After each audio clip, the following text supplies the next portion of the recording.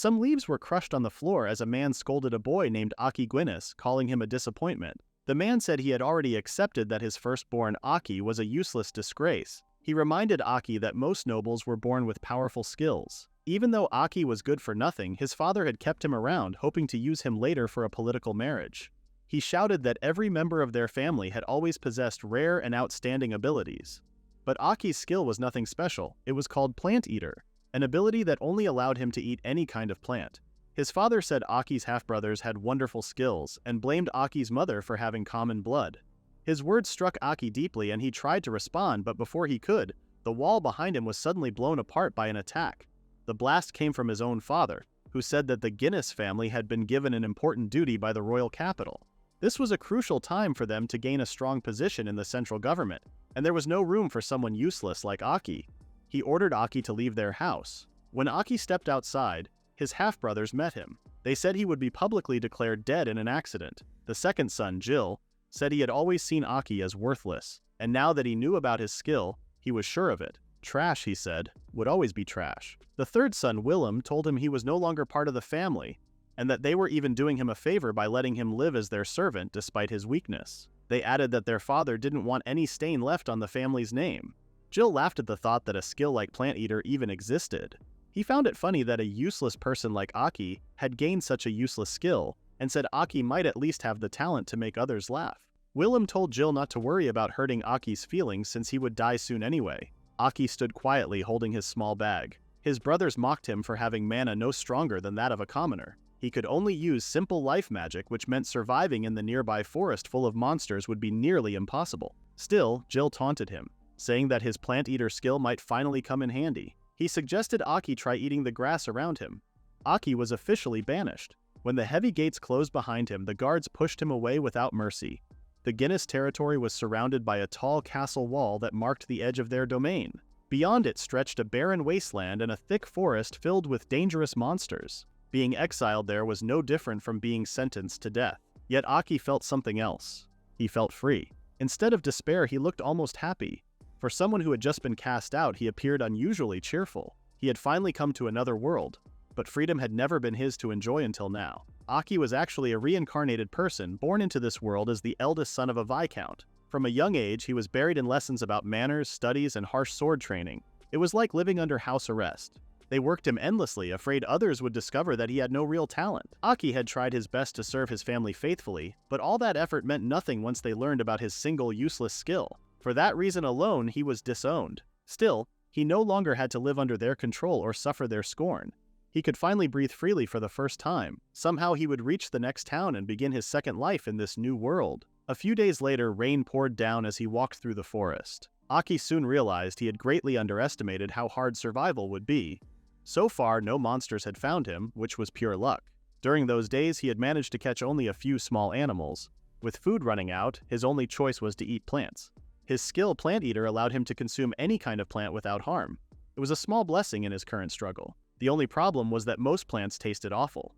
Even so, each time he ate them, his stamina and mana increased slightly. The effect was weak, but still useful enough not to be called completely worthless. Aki finally understood that his family, who only cared about gaining more power, had always seen him as a burden. They had treated him poorly from the very beginning. Now, far from them, he was ready to start living on his own terms. Aki suddenly heard a strange noise nearby. He wondered if it came from a monster hiding in the forest. Then, a girl with a long ponytail and an oversized hoodie stepped out from the bushes. She was crying, and Aki couldn't understand why someone like her was alone in such a dangerous place. Before he could think further, the girl stumbled, and Aki ran toward her to see if she was all right. As he got closer, the girl whispered that she was hungry. Her sharp teeth showed, and a huge plant monster appeared behind her. She repeated that she was hungry, and the monster's long vines shot toward Aki. Terrified, he ran for his life and quickly realized that the girl might actually be a plant monster herself. He couldn't remember reading about anything like this in his studies. The girl suddenly mocked Aki, calling him a fool. She couldn't believe he had thrown away his weapon and rushed in just because he saw a crying girl. She said a soft-hearted fool like him would die soon anyway and told him to stop struggling and just become her meal. But Aki calmly told her the same thing. He asked who the real fool was, since she didn't even bother to check what kind of skills her prey had before attacking. The girl laughed and said a weak human like him couldn't possibly harm her. She then sent her vines to wrap tightly around Aki's body. Instead of panicking, Aki stayed calm. He said that eating wasn't something a monster like her could do so easily. Then he bit into the vines coiling around him and started chewing. The girl froze, shocked to see him eating her vines. A system message suddenly appeared, confirming that Aki's stats had greatly increased because of his skill. He also gained new skills called Absorption and Swiftness. Aki said he wouldn't let himself be eaten for nothing. Even he was amazed at how powerful he felt. Strength beyond anything he had known was rushing through him, and he wondered what would happen if he ate everything. The girl couldn't believe her prey had turned into a predator. Furious, she tried to strangle him even harder, but Aki grabbed the vines and ripped them apart with ease. He landed on the ground, gripping the remaining vines tightly. His skill activated again, and he gained another ability called Valor thanks to his Absorption skill. The girl stood frozen, completely shocked and confused by what she had just seen. Aki pulled the girl toward him, making her fall face first onto the ground. He walked closer, his presence filled with danger, and told her it was time to eat. Terrified, the girl crawled backward until her back hit a tree. She apologized and tried to reason with him. Aki charged his fist with power and shouted that in the human world, it was common sense never to trust the words of a monster. He swung his fist toward her but stopped when she cried out that she still had a demi-human inside her that she hadn't finished digesting. Aki almost crushed her with his punch, but her words made him pause, saving her life for the moment. He demanded that she release the demi-human and told her to do it quickly. The girl obeyed, feeling sad since it had been her first prey. Her large plant body then spit out a beautiful girl with sharp elf-like ears. Seeing this, Aki realized what kind of being she had eaten. The plant girl confirmed that the demi-human was indeed an elf, and explained that she had trouble digesting her because of the elf's dense mana. Aki then noticed that the girl's huge plant body faded away, and understood that it hadn't been her true form. She angrily warned him not to pry any further, claiming she wouldn't fight anymore. Aki now believed she was a plant monster pretending to be a young girl. The girl shouted that she had a real name, Rin. She proudly declared herself a great spirit and said the giant ugly body was not her true one. Aki commented that he couldn't believe he had actually managed to eat her. Rin complained that it had hurt a lot. Aki explained that his skill, Plant Eater, had activated, which meant Rin was technically a plant. Rin grew embarrassed but insisted she was a great spirit, and that her small form was her real body. Aki ignored her excuses and asked her to help carry the elf girl back to his tent. Just then, the elf girl woke up. She was completely naked, with only Aki's jacket covering her back. Her firm melons were on full display and asked who they were. Meanwhile, Aki's father and brothers were eating together. Willem wondered where Aki might have died, saying the forest was full of monsters. Jill added that Aki probably could not even reach a town with his poor equipment. They thought he was barely surviving by eating weeds or had already become food for monsters. Their father then joined in. He said the dense forest was home to elves. Willem told him not to talk about fairy tales, but their father insisted that elves were real and lived in the forest beside their land. Jill asked what the elves had to do with Aki, but their father said it was not about Aki at all. It was something important for them, his capable sons. He explained that the elves had not shown themselves for over 100 years, but the Guinas family had long been given the duty of forming relations with them. The central government might not expect much from this, but the power and influence the elves held were great. The last human who connected the elves with the kingdom was still remembered as a hero even after 300 years. The reason was that elves possessed magic and artifacts far more advanced than anything humans had. Jill also remembered that elves were known to be incredibly beautiful, while Willem grew excited about the treasures they might have. Their father reminded them that elves were very hard to find, appearing in history only once every few centuries. He told them to focus on becoming strong men who could rule their land well. He himself had not thought much about the elves, but if they ever met them, the Guinas family could become powerful beyond question. It might even be worth exploring the forest again. Back in the forest, Aki checked if the elf girl was alright. He also tried to ask her name, but she seemed lost in thought, which he understood since she had almost been eaten. For now, he suggested they go back to his camp to rest and offered her his hand. The girl reached for it and asked if he truly saved her a second time. Aki was confused by what she meant. The elf girl then said she had been waiting and searching for him for a very long time. Now she could finally fulfill the promise they made 300 years ago. Aki felt confused by what the elf girl said, but for now, he only wanted to make sure she was alright. The girl suddenly remembered that a monster had just attacked her. When she moved, Aki's jacket slipped off her shoulders. Aki quickly told her not to stand. Seeing his reaction, the girl looked down at herself and realized she had been naked the whole time. Her face turned red before she fainted. Aki told her to hold on and called for Rin to help him. Aki let the elf girl rest at his camp. He wished he had some smelling salts to wake her up and searched through his bag for clothes she could wear for now. Rin then noticed that Aki, even though he was just a human, came into the forest with very few supplies. As she made that remark, she also helped herself to his food. Aki told her not to eat them and pointed out that plants could live just by using sunlight. Rin proudly said she was a great spirit and claimed she preferred eating meat. She also reminded Aki that he had gotten in her way earlier and stopped her from catching her first prey. Aki asked why she kept following him even though he had already let her go. Rin said it might be fun to stay with him. Aki didn't understand how she could call it fun when she had almost eaten him. Rin said the same could be said about him since she believed he would not eat her anymore either. Aki then remembered that he gained a huge amount of experience points from that one bite. Rin suddenly grew uneasy and asked if he was still planning to eat her after all. Just then, Aki heard a faint groan behind him.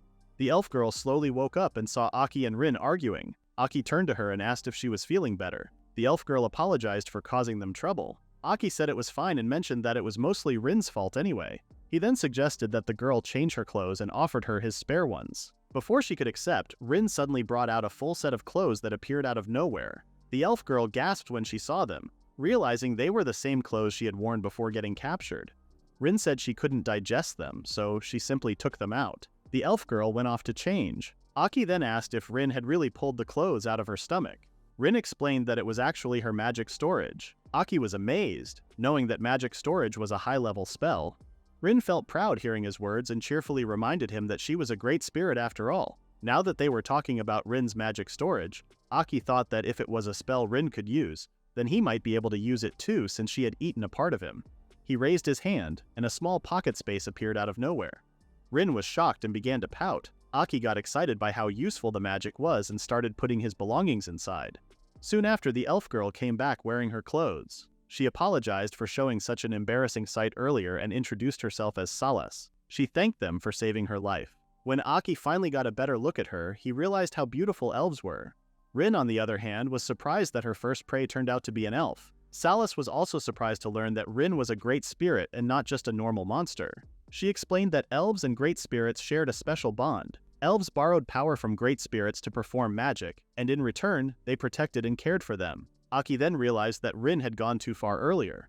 Feeling embarrassed by her own mistake, Rin told Salas to become her nourishment if nurturing great spirits was truly the elves' role. Salas calmly replied that even the strongest great spirit would decay before being able to fully digest an elf. Aki remembered that plants could die if they received too much nourishment. This made him realize just how powerful elves really were. Salas added that if things had continued as they did earlier, she would not have escaped unharmed.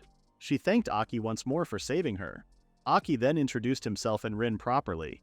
He told her not to worry too much about being rescued since it happened by chance. Salas smiled and invited Aki to visit their village. When Aki asked if she meant the village of the elves, Salas confirmed it. While traveling together, Aki thought about how he had only read about elves in history books. It amazed him to see they truly existed, and he never expected to be invited to their home. He soon learned that his clan had once saved the elves about 300 years ago. He wondered how Salas even knew he was a descendant. Salas explained that elves never forgot their debts of gratitude.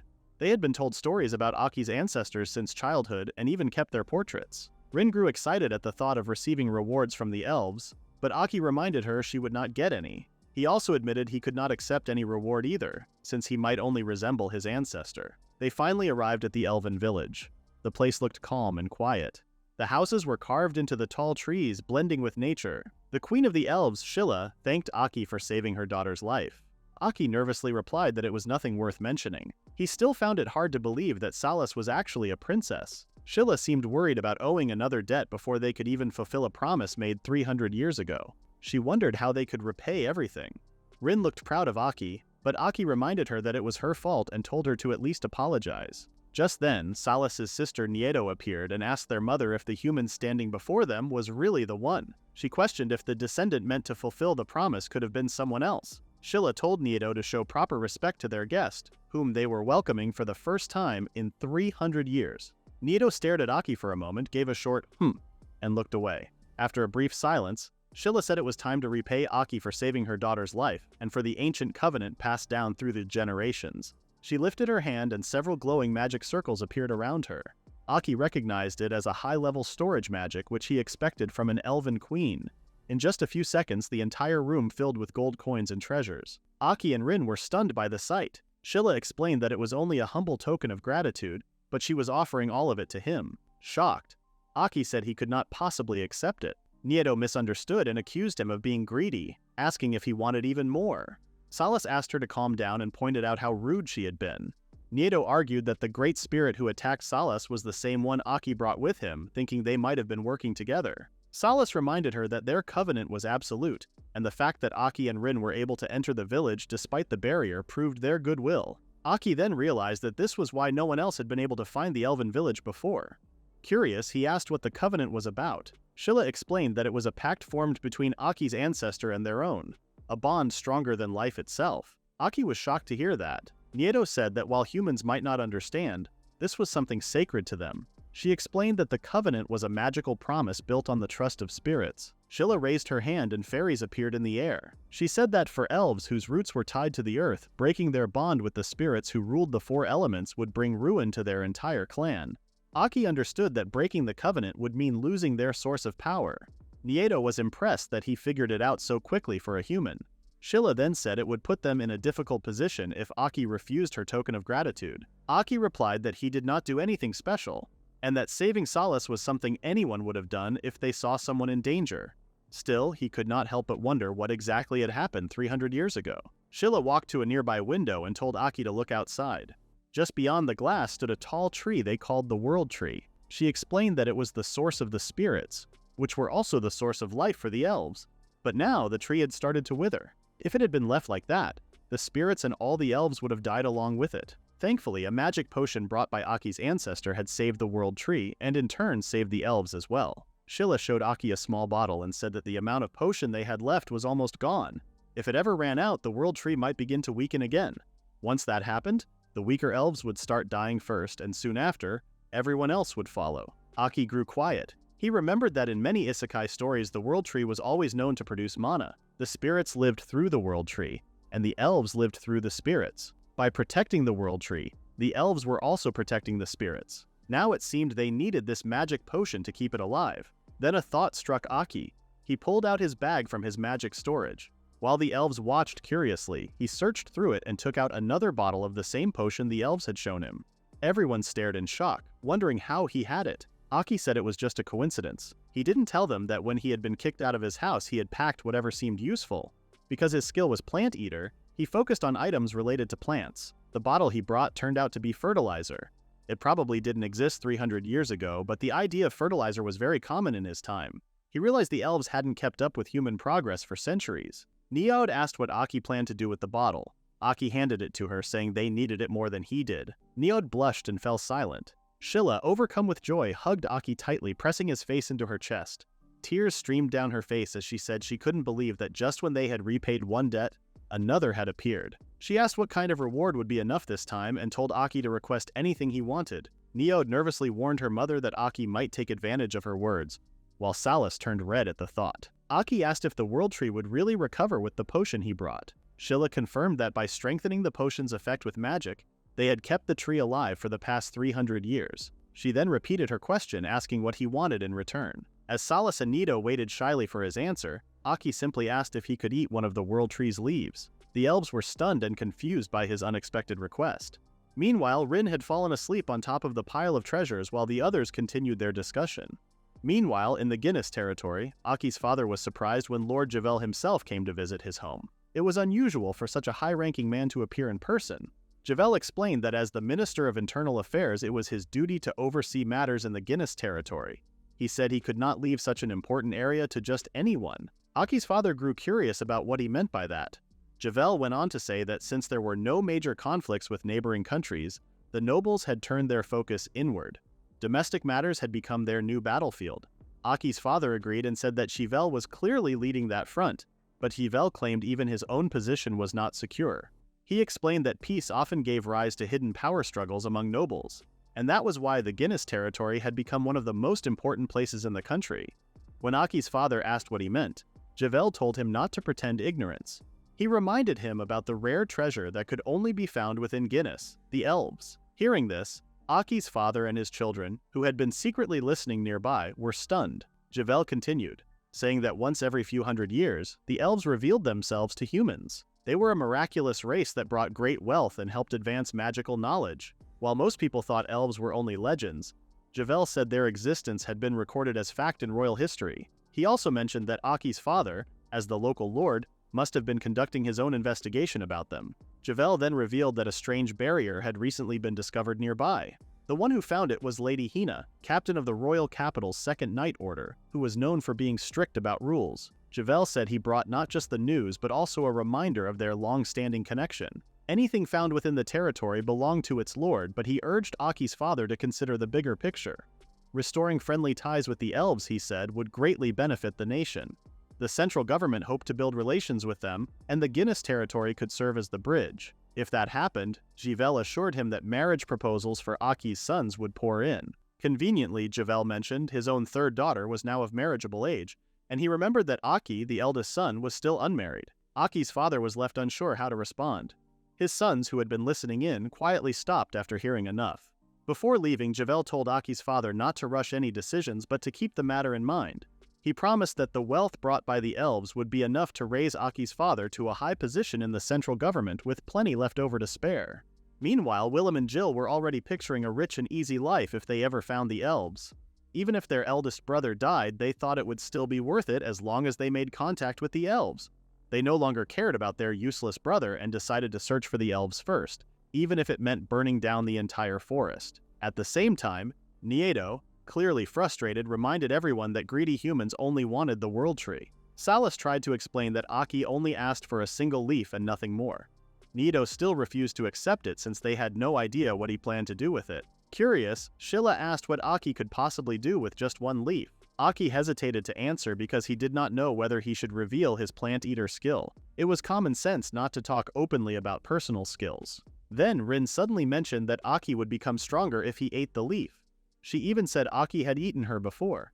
Her strange choice of words made the elves imagine something improper, and they blushed. Rin went on to say that it was her first time being treated that way, and that he had forced himself on her, which caused her great pain. Hearing that, Nieto immediately attacked Aki, who shouted that it was all a misunderstanding. He scolded Rin for how she said things and blamed her for eating Saras in the first place. Rin quickly argued that she did not eat her, only stripped her and chewed her a bit. Those words made Nieto picture even more embarrassing things. She complained that the barrier around their village was useless for allowing such indecent beings to enter. After Aki carefully explained everything, Silas finally understood what his power was and how it worked. Nieto still complained that humans never made sense, but Aki pointed out that it was his skill that was strange from the beginning. Even so, it was that same power that had saved them. Salas agreed and said it was also thanks to Aki's kindness. Nieto looked at him again but still refused to approve of him. In the end, since Aki had given them the magic potion for the world tree, Silas decided to introduce him to their people as their benefactor. Suddenly, the elven children playing outside stopped moving as they noticed something unusual. A loud explosion followed, startling everyone inside the meeting room. Nieto rushed to look outside and her eyes widened in shock. A dark and ominous aura was creeping toward the village. She demanded to know what that terrifying thing was. Aki asked what was going on, but Nieto said she didn't know either. She only felt a strange and nasty aura coming from the forest, spreading all the way into the village. Rin also sensed it and said that something incredible had arrived. Aki was surprised that she could feel it too. Rin looked proud and said it was natural for a great spirit like her. Aki ignored her boast and remembered how he once used the same magic storage that Rin had after eating her vines. He decided to try something similar again. He closed his eyes and focused his mind toward the forest. When he opened them, he could clearly see what was happening deep inside the woods. He exclaimed that he could see it through the spirits. Rin was stunned and asked how he managed to do that. Salas also could not believe that a human like Aki had connected with the spirits. Aki calmly explained that he could use the abilities of the plants he had eaten. Rin was speechless and felt like she had lost her sense of importance. Nieto, on the other hand, realized that Rin truly was a great spirit, and that Aki's plant-eater skill was something beyond imagination. Silas stayed quiet, staring at Aki with disbelief. Nieto then asked what was happening in the forest. Aki focused again and saw small monsters running away from something powerful that had just awakened. A huge bear-like creature appeared, roaring fiercely as it went on a rampage. Nieto asked what he meant by strong, and Aki said it looked like a demonic beast, massive and terrifying. Then he noticed something strange. The enormous creature had been sliced clean in half. At that moment, the elves sensed their protective barrier shatter. They wondered if the beast had caused it, but Aki said it wasn't the beast's doing. Instead, something even more dangerous had appeared. Standing proudly over the slain monster was a female knight who had just defeated it. Aki let out a sigh.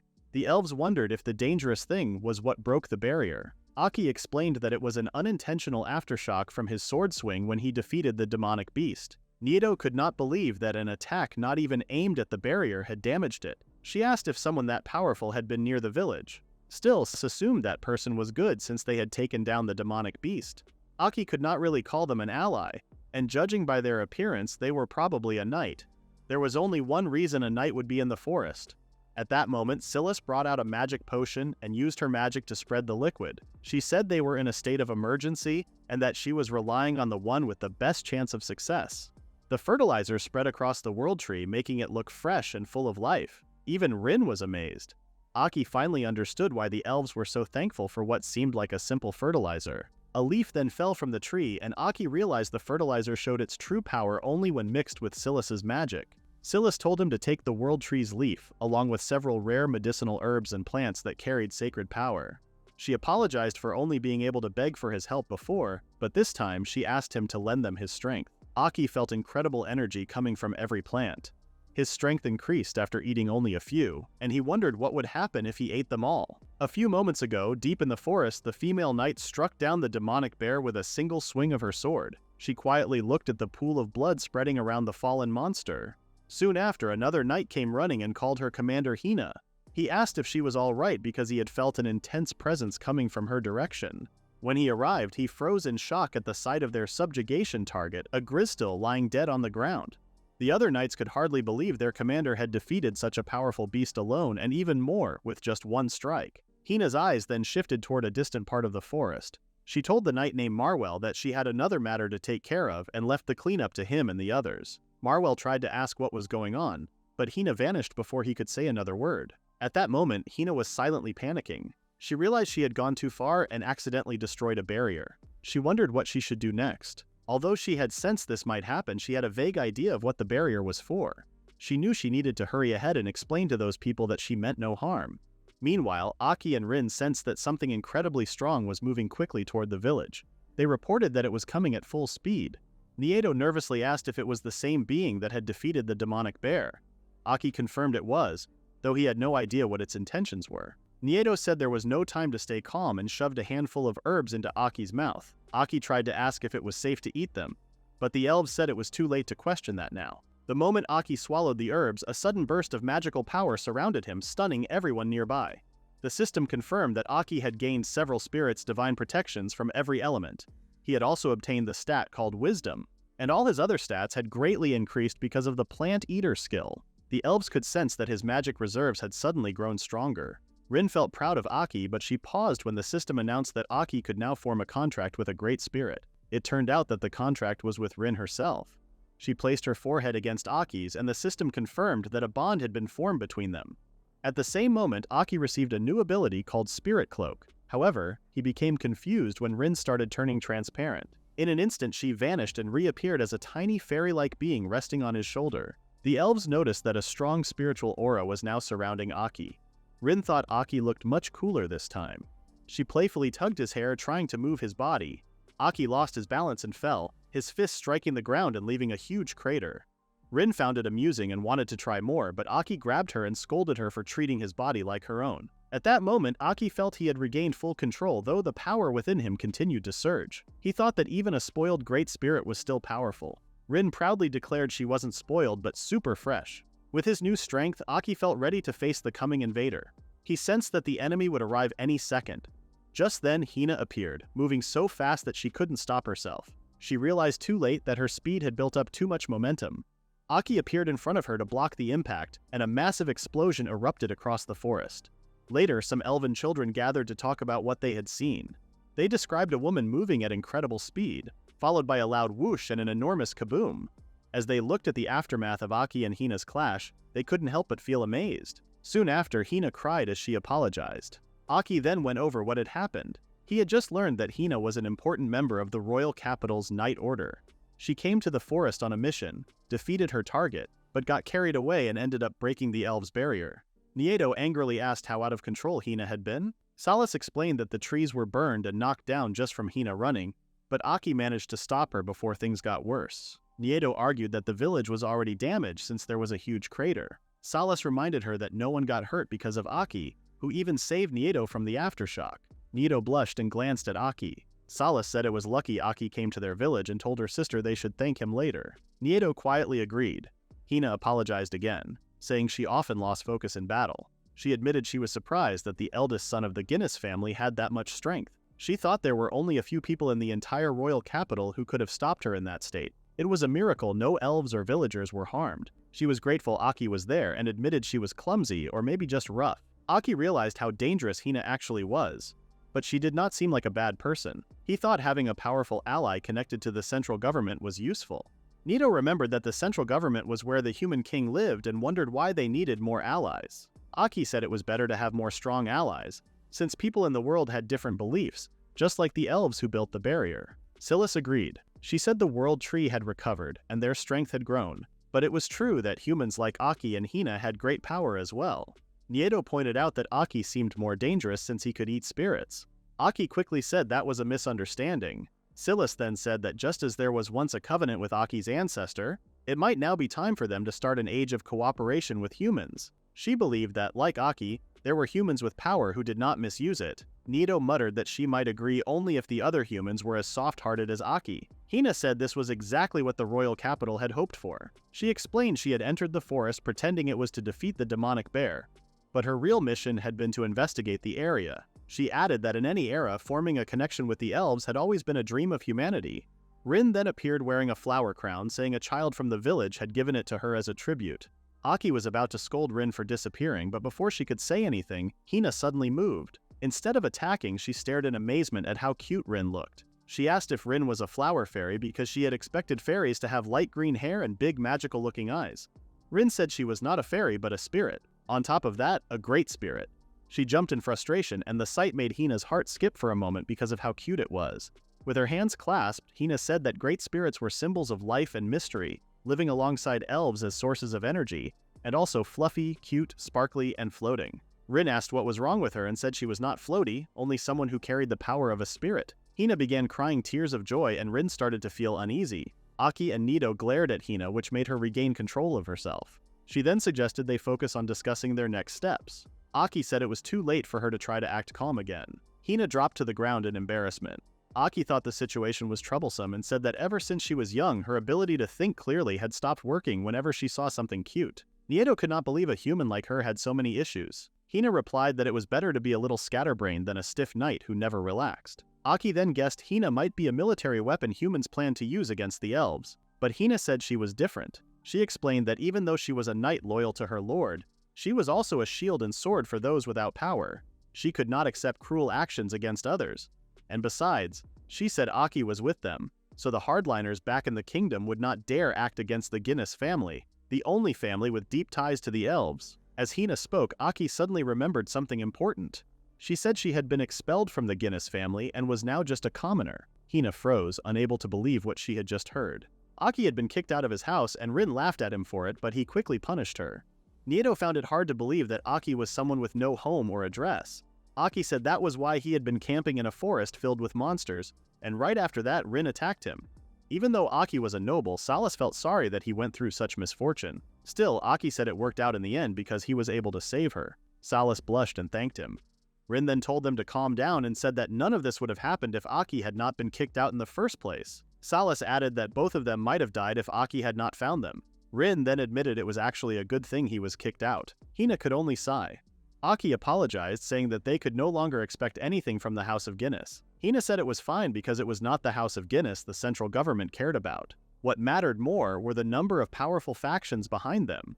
Starting with the Minister of Internal Affairs, Count Givel, some people were using their connections to the House of Guinas to grow their own influence by getting close to the elves. Opposing them were other factions that took a strict stance against elves, dwarves, and other demi-humans, trying to control them completely. Aki realized the situation sounded serious. Hina said it was not all bad because she had learned a lot about his character. She saw that he had been accepted by the elves and, more importantly, he had enough power to form a covenant with a great spirit. If people thought of it as the role of connecting the kingdom and the elves moving from the House of Guinas to Aki himself, then the path forward became clear. Nieto asked what she meant. Hina explained that the kingdom's political struggles could be split into two sides. One side was made of extremists who wanted to control demi-humans. The other side was made of moderates who wanted a cooperative relationship. But in truth, the extremists were easier to deal with. Saras asked if she meant they had to fight them, but there were many of them in the capital. Hina reminded her that she was the commander of the Night Order because she was the strongest in the kingdom. If those people wanted to fight Aki, who was equal to her in power, then the two of them just needed to work together to crush their enemies. Getting her seal of approval meant their strength was superior, but Aki believed the real problem was how to deal with the moderates. He knew simply saying he would become the bridge between humans and elves would not be enough. Hina said they might be called moderates, but in truth, they were a foolish group only trying to secure that role for themselves. Those who wanted to connect with the elves would likely try to get close to Aki from now on. Feeling disgusted, Nieto asked why people wanted to be involved with them so badly. Hina explained that to normal humans, elves were like a fantasy and a symbol of deep longing. If someone formed ties with the elves, they could gain great wealth, unknown technologies, and even beautiful partners. All their desires could come true. Aki realized the situation had become a serious problem. From this point on, Hina said it would turn into a battle of wits. Powerful people, royals and nobles would approach Aki with hidden motives. She reminded him to judge carefully who could be trusted. Nieto doubted he could do that. Aki said he was not that naive and claimed he was someone who would help anyone in trouble he met on the road. Nieto could not believe he was ignoring their warnings and said someone this soft would be taken advantage of. Rin called Aki a fool. Silas, who had stayed silent until then, finally spoke and called to Aki and Hina. She said it was a great blessing that the two of them had rare powers. But more importantly, they were good people. She said they should be thankful that the number of humans worthy of being welcomed had grown. Hina was touched and suddenly knelt before the elf queen. She swore she would take full responsibility for putting the elves who lived with noble spirits and mysteries in danger. She made this promise with the honor of a knight. Everyone looked relieved. Just as Hina decided to return to the royal capital to prepare countermeasures, she felt something was wrong. Aki and Rin felt it too. Aki finally understood how it felt when someone with clear hostility approached the barrier. Rin said the intruders seemed weaker though. Nieto asked what they meant. At that moment, an elf rushed into the meeting room and reported that humans were heading toward their village. Jill was leading an army. Aki apologized and said this was his personal conflict between brothers. He promised he would end it quickly. Meanwhile, the elves warned everyone that humans were approaching. Jill confidently led his forces into the forest. He had thought the whole story about the elves was a sham, but judging by his father's careful attitude, they must really live in the forest. A soldier asked Jill to at least wait for the family to give orders, but Jill glared and told everyone he would be the next head of the family, so they should follow his lead and find the elves. He already believed the elves were in the woods, though he wondered why his father acted so cautiously. He decided to hurry and take the credit himself.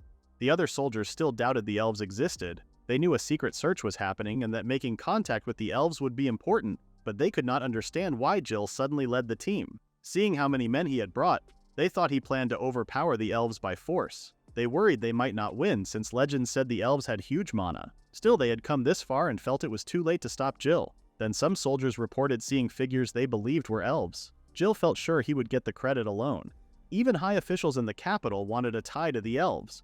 Now that one obstacle was gone, Jill thought he could bring the elves and the household under his control. He pressed the soldiers for details about the sightings and tried to learn whether the rumors about elf beauty were true. The soldiers said the elves avoided being seen, so they only confirmed their presence from a distance and could not describe them clearly.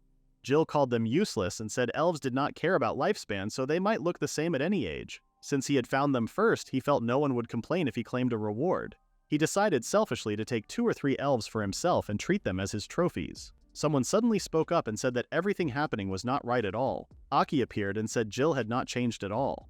Jill was shocked to see him alive.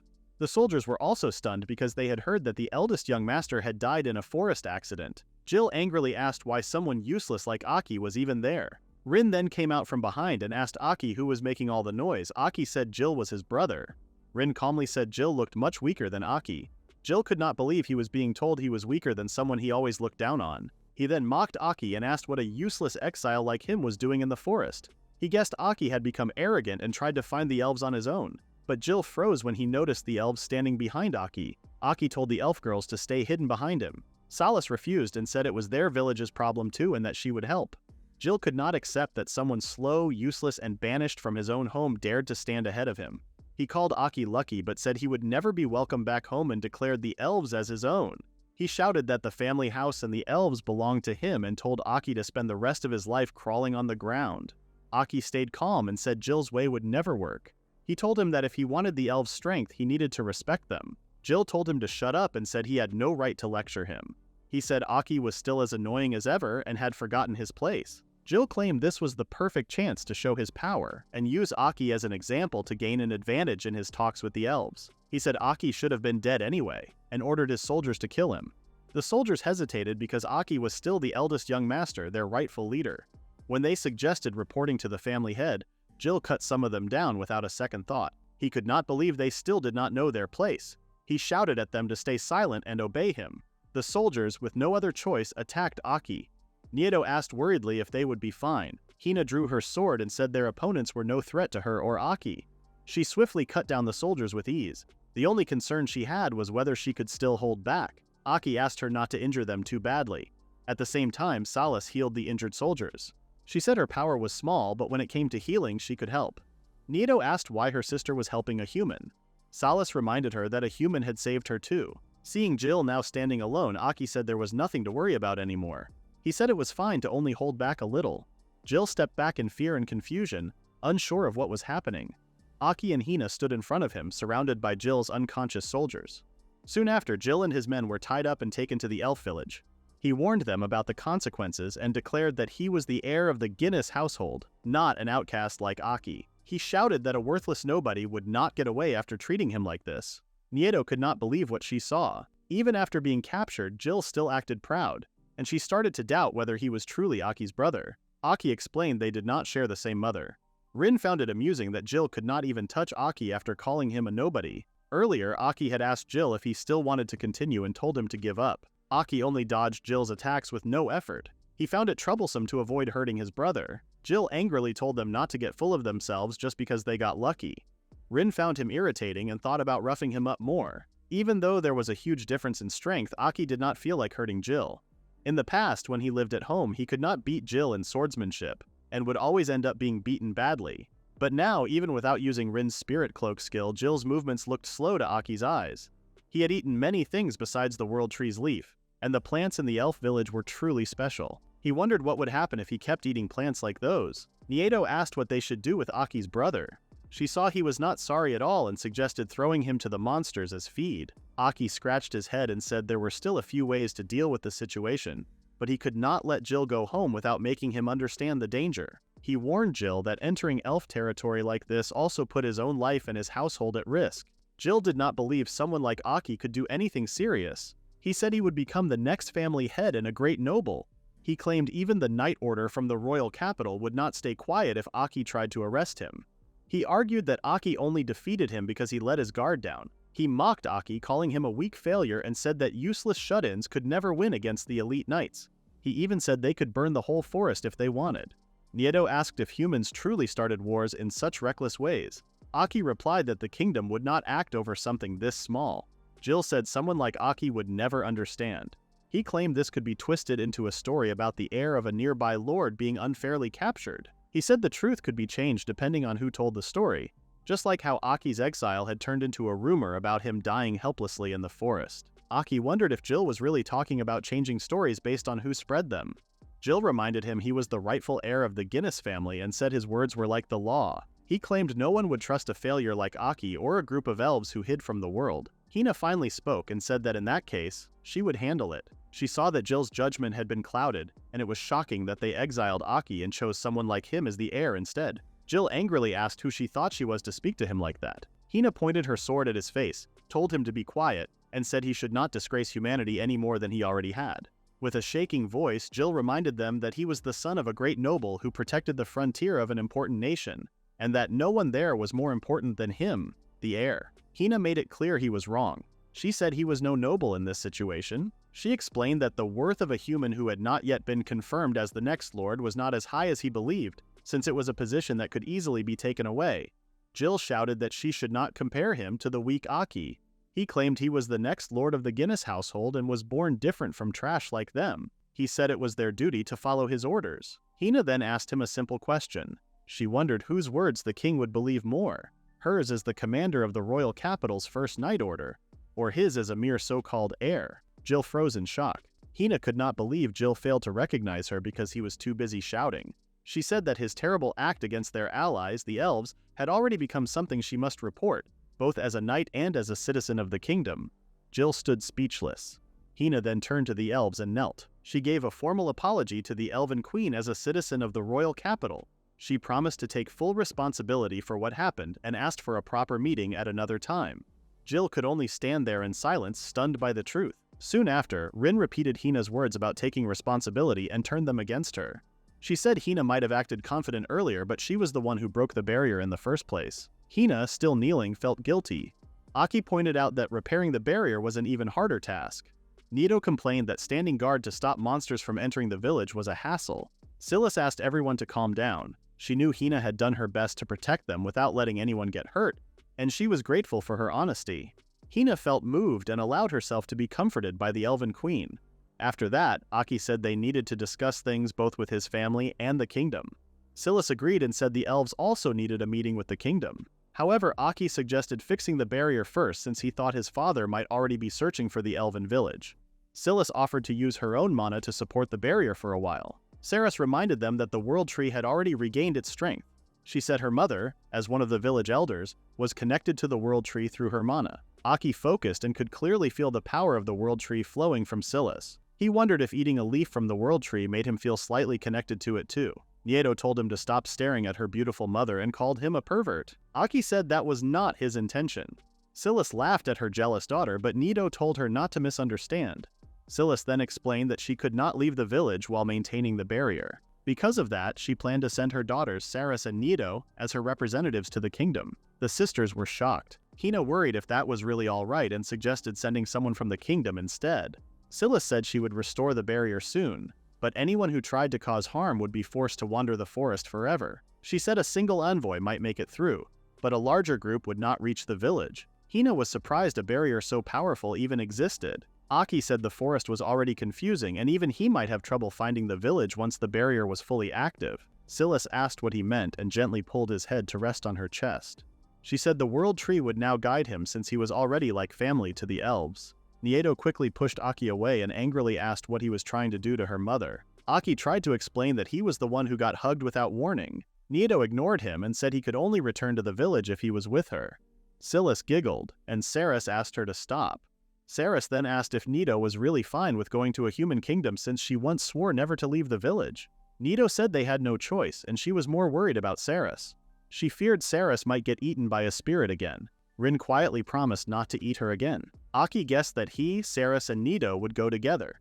He wondered if Hina would join them. Hina said she would go separately because she needed to escort Jill and his men to the royal capital first. She said her squad should be nearby and she would meet them soon. She asked them to let her stay there until they arrived, even if it seemed a little embarrassing. Aki wondered if her squad could even find the village since the path to it was nearly impossible to locate. Hina told him not to worry because her vice commander Marwell was always good at searching the area for her whereabouts. At that moment, Marwell called out to Hina and said they had been searching for her. Nieto asked how he even managed to get inside. Hina said that was simply the kind of person Marwell was. Nieto then noticed the demonic bear lying dead on the cart. Aki thought it must have been the monster Hina had defeated. Nieto said it was around the time that the monster known as the Scourge of the Forest was supposed to awaken, but she never expected a human to defeat it with a single strike, and even break the barrier with just the aftershock. As an apology, Hina wanted to offer the demonic creature's remains to the elves who lived by hunting. However, she still needed to submit the monster to the kingdom as proof that she had defeated it. So she offered the other monsters she had killed along the way instead. She asked the elves to make use of them for the village. Nieto was left speechless. This clumsy knight turned out to be a real menace. Outside, Marwell looked around with amazement. He could not believe he was standing in a real elven village. He asked his commander for permission to spend a little time learning from the villagers. Hina then ordered her group to return to the royal capital right away. Before leaving, she handed Aki a document and told him to show it to the guards when he reached the capital so he could contact her. She told him to read it carefully because the second page listed the names of nobles in the area whom they could trust. Aki gave his thanks. After the captured enemies were loaded into the carts, Hina and her soldiers left the village.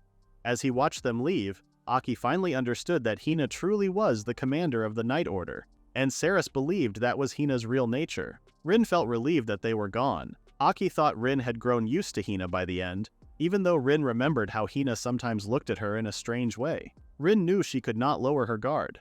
Aki wished Hina had stayed to keep Rin under control, but it was already time for them to move as well. He wondered if it was really fine to travel to the royal capital on foot. The elven sisters did not know what to do either because they lived as wanderers. Aki admitted he rarely left his own land, so he was also clueless about the world outside. Saras reminded him about the second page in Hina's document and thought it might help them. Aki opened the letter and looked through the list of trusted nobles they could visit. To his surprise, he spotted a familiar name, Count Luis. The girls wanted to know if Aki knew him. Aki said he did in a way, but he found it strange to see Luis included on the list. Saras asked what he meant, and Aki remembered seeing Luis at noble gatherings before. Luis acted like a proud and selfish noble who loved power more than anything. Rin thought that made him untrustworthy. Aki did not fully agree or deny it, but after looking closer he noticed the letter was not addressed to Count Luis. It was addressed to Felina. Nieto asked if Felina was Luis's wife or daughter. Aki said she was his daughter. He had never spoken to her directly, but had seen her at events standing beside her father. He did not have a strong positive impression of her either.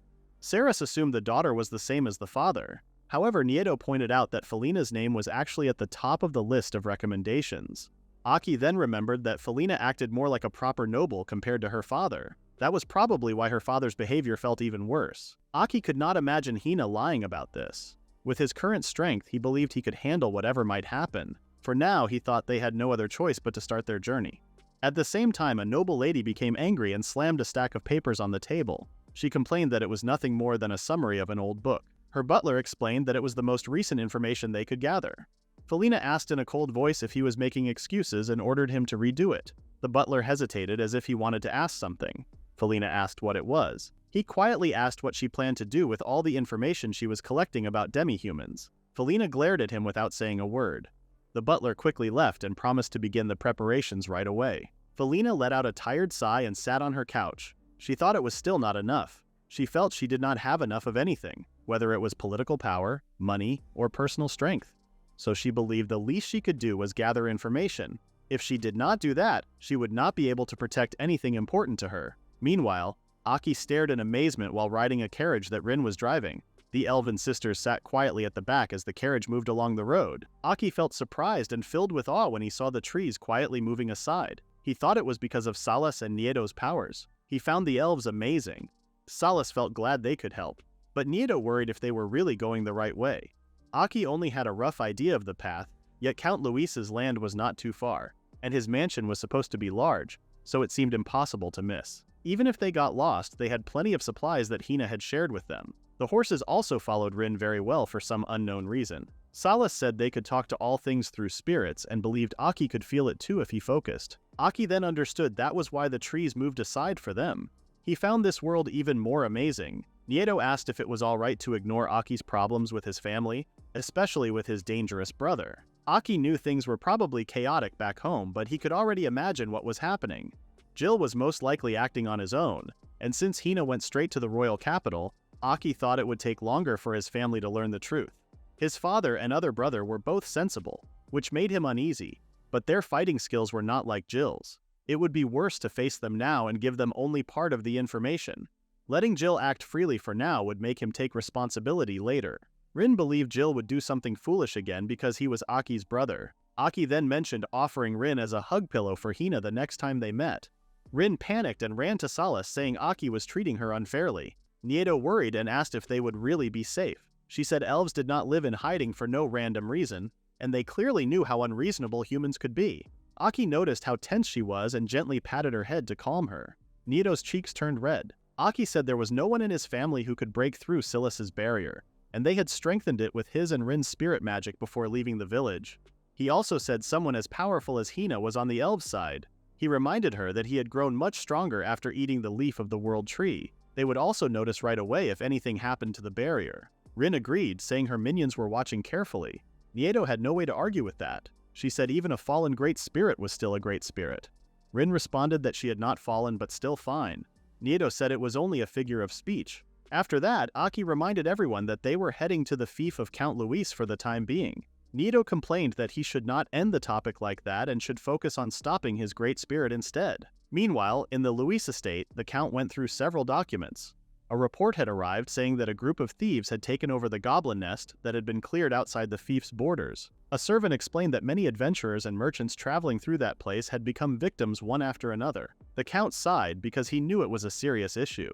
He then asked about his daughter. The servant said the young lady had locked herself in her study to research something, and they believed it was about demi-humans, especially elves. The count remembered that forming a connection with the elves was a long-time wish of their kingdom. The night order had already been sent out, so it was likely that different demi-humans would be found sooner or later. He asked the servant what he thought about demi-humans. The servant answered that he would like to speak with them if he ever had the chance. Elves especially were like the beings from old stories he had heard when he was a child. The count agreed that it was fine for ordinary people to think that way. However, those who ruled could not be so simple. They had to think carefully about the many problems that could appear between different races. He wondered if his daughter truly understood this. After thinking for a moment, he told the servant to send a copy of his documents to Felina. He chose to leave the whole matter in her hands. If she could bring peace to the land, then he, as the head of House Luis, would support her goals. But if she failed, he ordered that she must be told the family leadership would pass to her younger brother, Milt. Aki said it was the perfect day for a walk, and Salas agreed. Ida wished their ride had not been completely ruined. About an hour earlier, Rin had pulled the horses to a stop while they traveled through the forest. She was excited. Aki had warned her that even if they avoided the trees, they could still hit a rock. Rin said it would be fine because she was watching the road. But then the cart hit a rock and crashed. Nieto asked in frustration what they were supposed to do now. Rin felt guilty. Even so, Nieto was relieved that no one was hurt. Aki said he could use his storage magic to pack away their things. They would reach Count Luis's land soon anyway. Nieto complained that Aki spoiled Rin too much just because she was his spirit companion. Aki explained that Rin was more like a trained wild creature. Then they heard someone screaming for help. A man wearing armor stumbled out of the bushes. He said something terrible had happened and begged for help. Aki noticed the family crest on his armor. He told the man to stay calm and asked what had happened. The man said that their young lady, Felina, had been taken by bandits. At the same time, inside a cave, a group of rough bandits laughed. They could not believe they had captured a count's daughter so easily.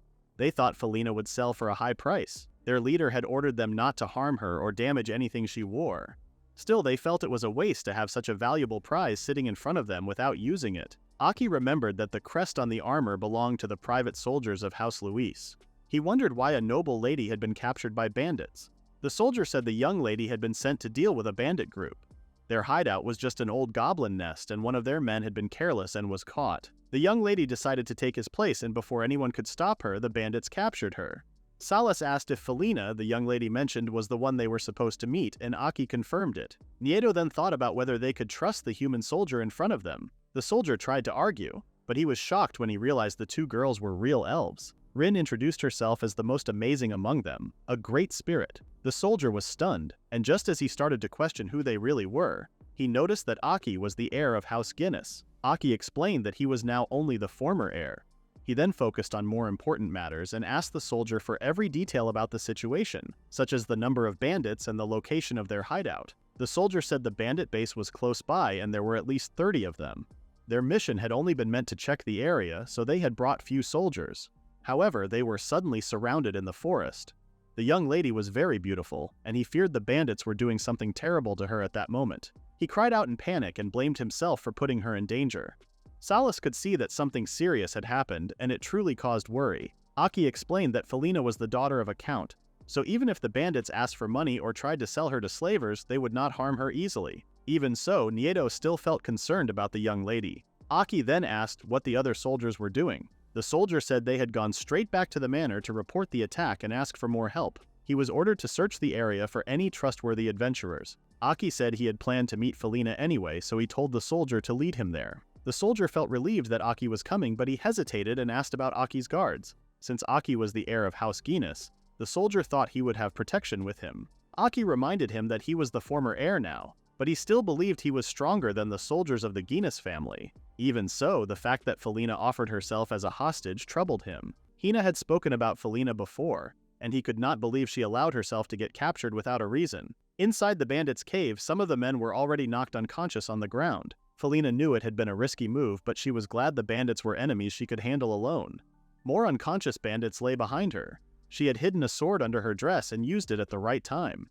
She had also figured out which merchant was secretly working with the bandits and controlling them. Now it was only a matter of time. She wondered whether the bandits' reinforcements would arrive first or the rescue group from the fief. It became another gamble she chose to face and waited to see how it would end. In the quiet woods, Rin sniffed the air and pointed toward the path they were taking. Aki wondered why she was the one leading, but the soldier said it was the correct direction. Rin proudly talked about her powers as a great spirit, while Aki casually compared her to a dog. The soldier was surprised by how relaxed they all seemed. After all, Aki was once a lord, and now he traveled with elves and even a great spirit in his group. They soon arrived at the entrance of the bandits' hideout. The area felt strangely silent, and it did not look like many bandits were around. The soldier said there should have been at least 50 of them, so he expected at least 10 guarding the place. Aki thought they might all be gathered deeper inside. He told the elven sisters to hide their ears just in case. Right after warning everyone to stay cautious because the bandits had a hostage, Rin calmly walked into the cave. She found it hard to believe that humans lived in caves like wild animals. As she stepped inside, she mentioned to Aki, who followed behind her, that there were people lying unconscious on the ground. The soldier anxiously asked if the person was the young lady, but Aki said it was an old man, and even more, there were many bodies scattered around. The girls guessed they were the bandits, and wondered what could have happened. Suddenly, Felina appeared and said she had won her gamble. She said she would have been fine on her own. The group then realized that Felina had allowed herself to be captured on purpose, gathered information, and then defeated 10 bandits by herself. Aki said she was crazy. Nieto pointed out that Aki, of all people, was the last person who should be calling someone crazy. The soldier asked how Felina managed it when she was known to be bad at sword fighting. Felina admitted she was not skilled and had never even won a practice match. The soldier then asked how she defeated the bandits. Aki guessed that her practice opponent must have been Hina. Shocked, the soldier asked if he meant the commander of the Second Night Order. Felina confirmed she was childhood friends with Hina and had learned a few things from her. She said she could handle a few rough men, but she would not stand a chance against someone truly skilled. Aki realized her view of strength was unusual. Felina Luis was someone who was supposed to be respected for her sharp mind and natural talent as well. Felina mainly wondered why the eldest son of House Guinness was in her family's territory. Aki seemed surprised that she recognized him. Felina remembered that their lands were next to each other, so she had memorized the list of nobles. Still, she found it strange that the next lord of House Guinness was walking around with only a few attendants. When her eyes shifted to the two sisters, she felt something different. From the flow of mana coming from them, she asked if they were elves. Rin then said she was a great spirit and questioned Felina about her own mana sensing. Felina could not believe she was looking at real elves. She thought that House Guinness must have built a strong relationship with the elves. Aki said it was not exactly House Guinness. He admitted that he had been exiled from his family. Nieto added that House Guinness was more like their enemy now. Felina asked what they meant, and Aki explained what happened. After he was exiled and wandered through the forest, he was attacked by a monster who called herself a great spirit named Rin. After he defeated her, an elf named Saras came out from inside the monster. Saras asked him not to mention such an embarrassing story again. As thanks for helping the elf village, Saras and Nieto agreed to go with him to the royal capital. Nieto reminded him not to talk as if they were his belongings. Felina asked for a moment to understand everything. She realized that it was not House Guinness but Aki himself who had formed a bond with the elves, and now he acted as their representative. Aki turned to the sisters and asked if that was true.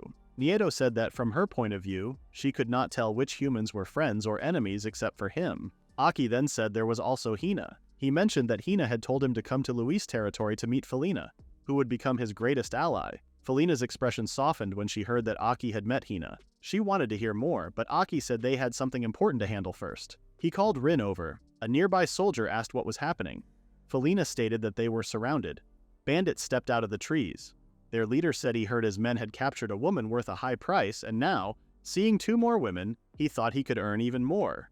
He also said they seemed too energetic for his liking and decided they needed to be taught a lesson before being sold. The bandit leader saw that the 2 still seemed full of energy, and he thought he needed to make them calm down first. Felina recognized the man. She never expected someone with such a big name to appear like this. Aki then told Rin to begin her part. Felina tried to warn them not to rush, but she stopped when she noticed the 2 sharing their magic.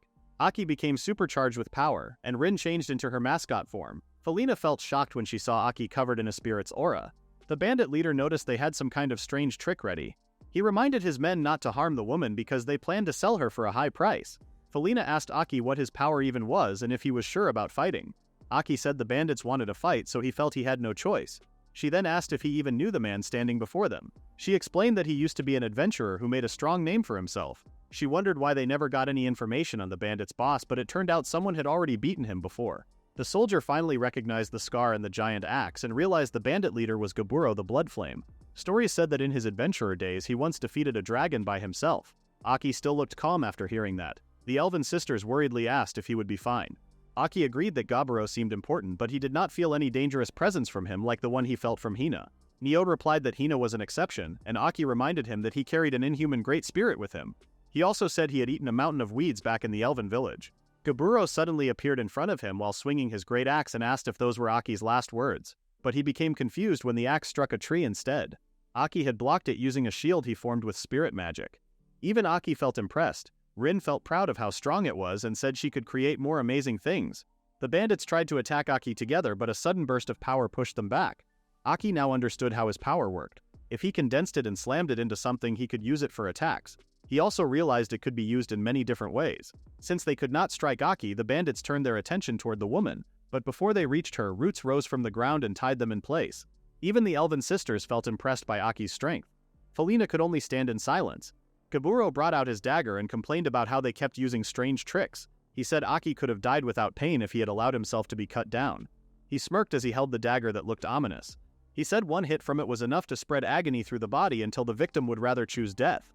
Aki realized it was poison. Gaburo charged at him. Aki told Rin to repeat what she did earlier. Gaburo could not believe they were using the same trick, but Aki said he had improved it. Roots rose from the ground. The elven sisters noticed how he changed the roots into wooden spears. Aki called the technique Bard Brand. The wooden spears shot toward Gaburo. The ex-adventurer tried to defend himself with his dagger, but the weapon was easily pushed aside. Gaburo lost his grip and the dagger cut his own face. He screamed in pain while holding his cheek and rolling on the ground. The bandits shouted for him to hang on. Aki reminded Gaburo about how he had scared others by talking about choosing death because of the pain. He called him pathetic and asked Rin if she had a spell that could knock the bandit out. Rin said she had one. Felina could not believe Aki was being soft toward a bandit who tried to kill him. She then thought the spirits might simply be merciful. Ryan used a spell that hit the bandit's face with force and knocked him out. Felina changed her mind about spirits being merciful after seeing that Aki did not even know if that attack should be called magic, but the problem was solved. Felina asked them to let her process everything first. She listened to everyone's explanation, but her mind could not keep up. Her family knights started tying up the captured bandits. She then called Aki absurd. Aki said he could say the same about her. After hearing Felina's story, Aki reviewed her situation. First, she was working with goals that were different from Count Louis'. Second, she had personal interests in elves and spirits. Third, if they managed to subdue the bandits, they would earn her family's cooperation. Saras noticed how troubled Aki looked and asked what was wrong. Felina said she understood that Aki did not have a good impression of her father. Aki said he only knew about the Count from rumors. Felina said it was fine because the feeling seemed mutual. Since Aki was already exiled and no longer tied to his family, Felina asked if Viscount Guinas was truly an honorable person. Even if his aristocratic way of running the domain was ignored, the problem was his treatment of his sons Jill and Willem. He believed strongly in skill supremacy, so he let those two act however they wanted. There was also Aki, who had been expected to be the next lord yet looked harmless and was seen as incompetent. She told him to imagine the Viscount's face now that Aki turned out to be the opposite. Aki laughed it off. Felina admitted she did not see her own father as a saint. Still, he was strict with his subordinates and managed the domain with reason. His relationships with the capital and nearby countries were not bad. Aki felt he had gained an ally. However, Felina worried the situation was too large. For now, she planned to work carefully with the neutral faction she was familiar with to strengthen their position. But her family's influence had clear limits. Aki understood this. If things were easy to fix, Hina could have handled everything alone. In any case, Saras reminded them that they still needed to go to the capital. Nito said that had been their plan from the start. Rin asked excitedly if they would use the same carriage because she wanted to sit in the very front. While the others argued about their seats, Felina told them she needed to report everything to her father. She looked at Aki's group. There were two elves, a self-proclaimed great spirit, and the exiled next lord with strange and powerful skills.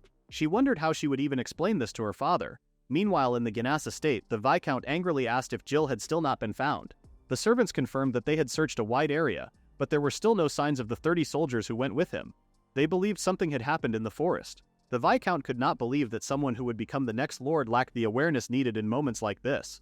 Willem then appeared and told his father not to worry so much about Jill. He said Jill was different from their older brother and that he had soldiers with him. The Viscount said this was not only about safety. Jill had moved his private soldiers without permission and then lost contact right after being warned. Willem asked his father not to blame Jill. He said Jill would not do something selfish, but if Jill had truly found the elves, his position in the capital would be secured. He believed Jill had simply rushed to get results. Even though Jill had moved up as the successor, Willem remembered there had been no official announcement. The Viscount thought for a moment and decided not to talk about formal matters until Jill was found. The servants promised to continue the search. The Viscount let out a long sigh. Willem, however, thought about how foolish Jill was.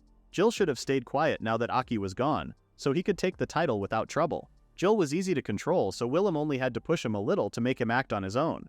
Willem smirked at the thought. He then asked his father if he could also help search for his brother. He said it would be a problem if Jill had run into danger, but there was a worse possibility. The Viscount asked what he meant. Willem said he was talking about the elves. Since they were beings that could bring huge profit to humanity if controlled, this matter could be far more important than the family title. If that was true, then Jill was betraying the family, and Willem believed he might be the only one who could stop him. The Viscount paused to think. Willem stood there with a wicked look that did not match his age. Meanwhile, Felina greeted her father when she finally arrived home. Everyone sat together and talked while they drank tea. Count Louis said he understood the situation. Aki expected him to understand things quickly as a count. The count explained that the higher a noble's rank was, the less they showed their weakness. He then admitted he did not understand half of what he heard. Felina already knew her father would react that way. Aki felt surprised that the count spoke so openly and wondered if he was different from the rumors. Still, the count found it hard to believe that beings he once thought existed only in fairy tales were now sitting in front of him. On top of that, Aki now had a special connection to the elves. The count asked Aki if he could guess what he was thinking. Aki looked like he did not know how to respond. Felina said that the fact that Aki was not even aware made things more worrying. The count struggled to believe him. He now needed to choose his words carefully. He explained that Aki was the one holding the reins now. He said that when dealing with nobles or royalty, bluffing was sometimes needed, but Aki had gained a power so strong that he did not even need to bluff. He warned him to be more aware of his own advantages and his unique position. Nito whispered to Aki that the count seemed to be a good person. Aki felt unsure how to respond. The count became more serious and asked what Aki wanted from the House of Lewis since he was the only person with a real connection to the elves. Rin said she wanted a carriage with many horses because she planned to be the one driving it. When she thought about it, Felina remembered they had broken one on the way. Rin said she wanted one that would not break this time. Aki told her to keep quiet. The count laughed a little and said he could give them as many as they wanted. Still, as a member of the House of Lewis, he said he could not end the matter with just that. Felina doubted Aki had a plan. Aki said he only wanted to head to the royal capital for now and had no real goal other than explaining his situation and the situation of the elves. As for House Guinas, Jill, who was supposed to be the next lord, had failed and was taken to the royal capital. For the elves, he had Saras and Nioto act as their representatives to speak for them. The count said that instead of having no desires, it seemed Aki believed he could manage things on his own. Aki tried to deny it. The count said it was fine since Aki had enough power. Even after being exiled from his house, he built a connection with the elves on his own and earned their trust. And from what he heard from Felina, Aki's combat skill was more than enough. Back when Aki was the heir of the Guinas family, he had been a completely different person from who he was now. The count then explained how the royal capital was filled with nobles who wanted connections with elves and other races, each carrying their own goals. While most nobles stayed neutral like House Louise and chose to wait and observe, some extremists planned to invade and take over the territories of other races. Even the so-called moderate faction that tried to balance everything had its own hidden motives and was not truly united. Aki believed the elves had enough mana to handle most military actions. He felt the real challenge was the political side that they still needed to figure out. He knew his father would not stay still either. Count Louis agreed and offered to share information and introduce Aki and the elves to possible allies in the royal capital as soon as possible.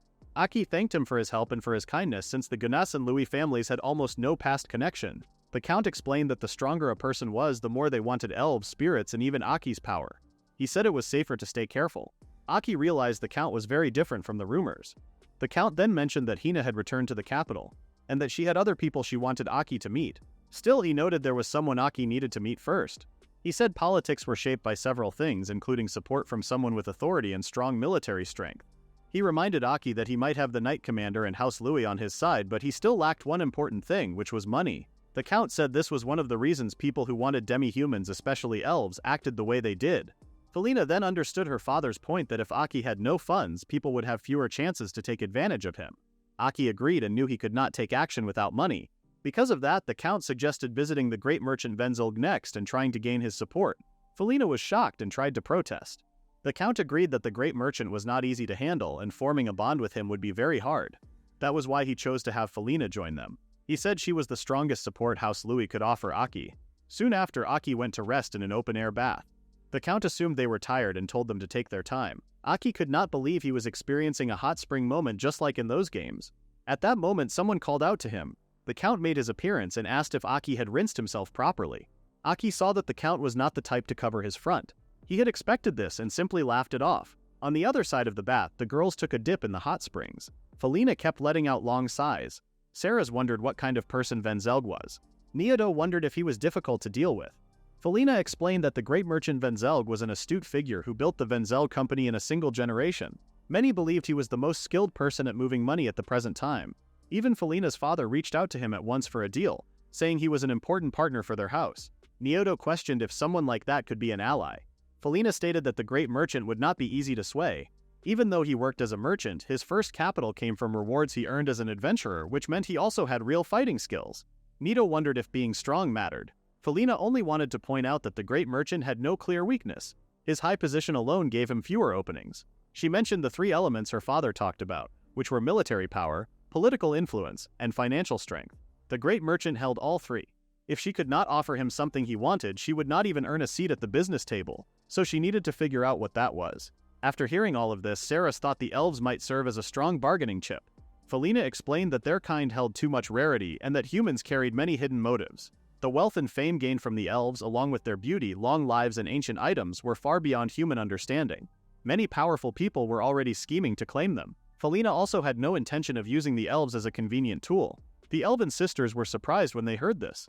Felina felt she could not stay still. She needed to gather clear information about Exiled right away. As she tried to leave, someone hit her from behind and splashed water on her, making her fall into the bath. Remin laughed and showed how much she enjoyed the water. She challenged Nito to a race. Nito reminded her she was not a child and complained about the noise. Remin then splashed water on her, forcing Nito to chase her. Saras went to check on Felina to see if she was okay. Felina got out of the water and laughed. She could not believe how carefree they were. She wondered if they even realized that their existence could influence entire nations. Saras said it was because someone had saved and helped them without caring whether they were elves or humans. As long as he was with them, she felt like everything would somehow work out. Felina thought she had no reason to believe that. Saras just laughed. Felina said people did not always act logically. Exiled and even Rin were similar to her since she could not read them. Saras giggled and said Rin was very hard to read. Felina thought that when facing a stronger opponent, she had to be ready to take risks and play her cards wisely. The hand she held was not bad at all. She could put up a strong fight. She had the elves, a strong spirit, the knight commander, and above all, a man who was extraordinary but completely unaware of it.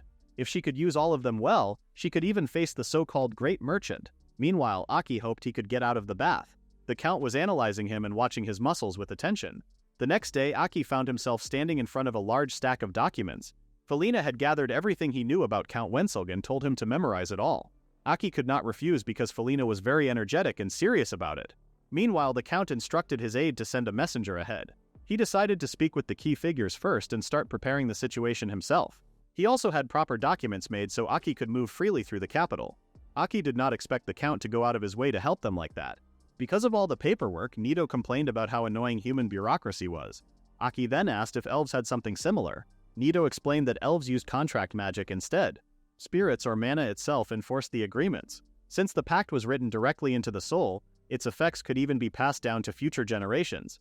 Salas added that it was similar to the bond Aki had with the elves, since their connection was also etched into their souls. Aki was surprised to hear that. He had only recently reincarnated into this body and wondered if he was the one who should be benefiting from it. Felina was amazed when she heard about contract magic for the first time. She felt that the mana involved was very pure and new to her. Aki noticed that she looked like an excited fan. Rin was also able to use contract magic since she was a great spirit. Seeing this, Aki assumed he could do it as well, and he successfully demonstrated it without much effort. Felina was shocked and wondered if there was anything Aki could not do. Rin complained that Aki always copied her abilities.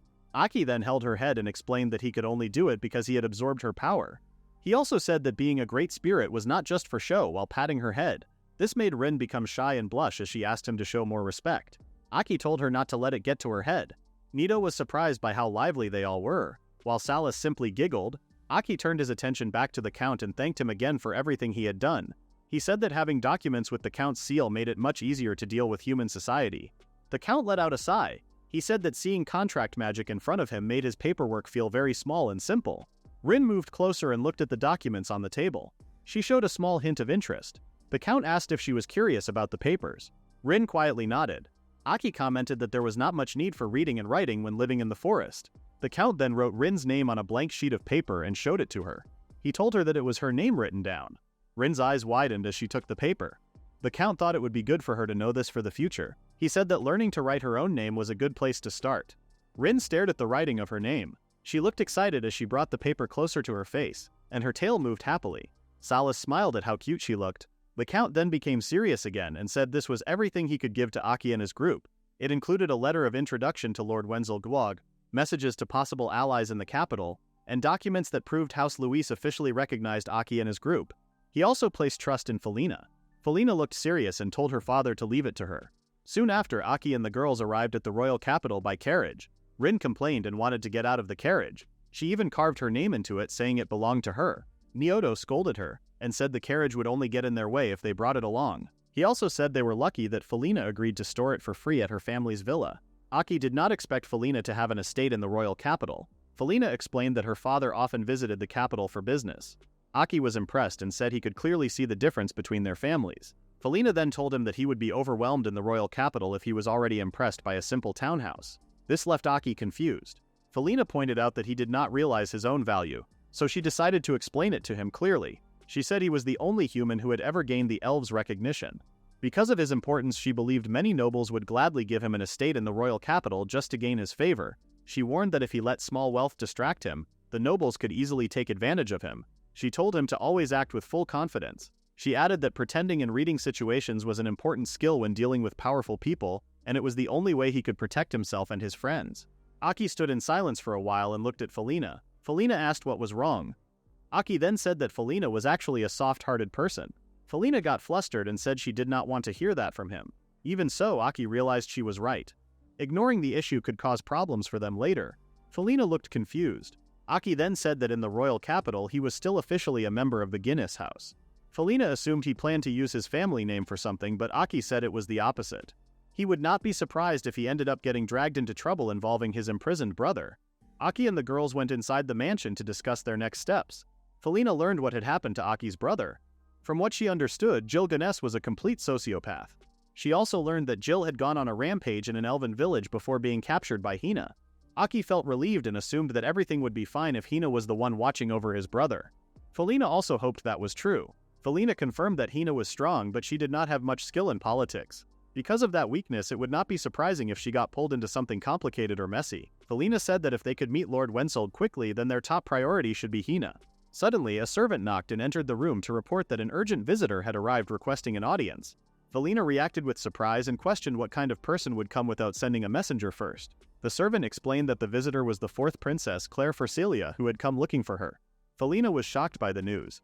Aki remembered seeing the fourth princess listed as one of Hina's allies. Felina then clarified that Aki was likely thinking of the third princess, Noelle Forcelia, who was known as a sensible woman from the moderate faction. Aki then assumed that the visitor might be an enemy, but Felina did not go that far. Instead, she described the fourth princess as someone who was extremely difficult to understand. The fourth princess waited and sat down for tea while she was being received.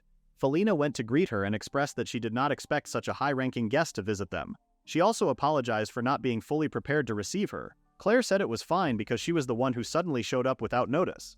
Felina then asked nervously what brought her to visit personally. Claire replied that she was not there for Felina but for Aki Guinas. She added that she assumed it was just Aki now. Aki did not expect the princess to already know about the current situation of his household. Even so, the princess reminded him to show proper respect and said there was no need to feel nervous around her. She asked them to speak normally.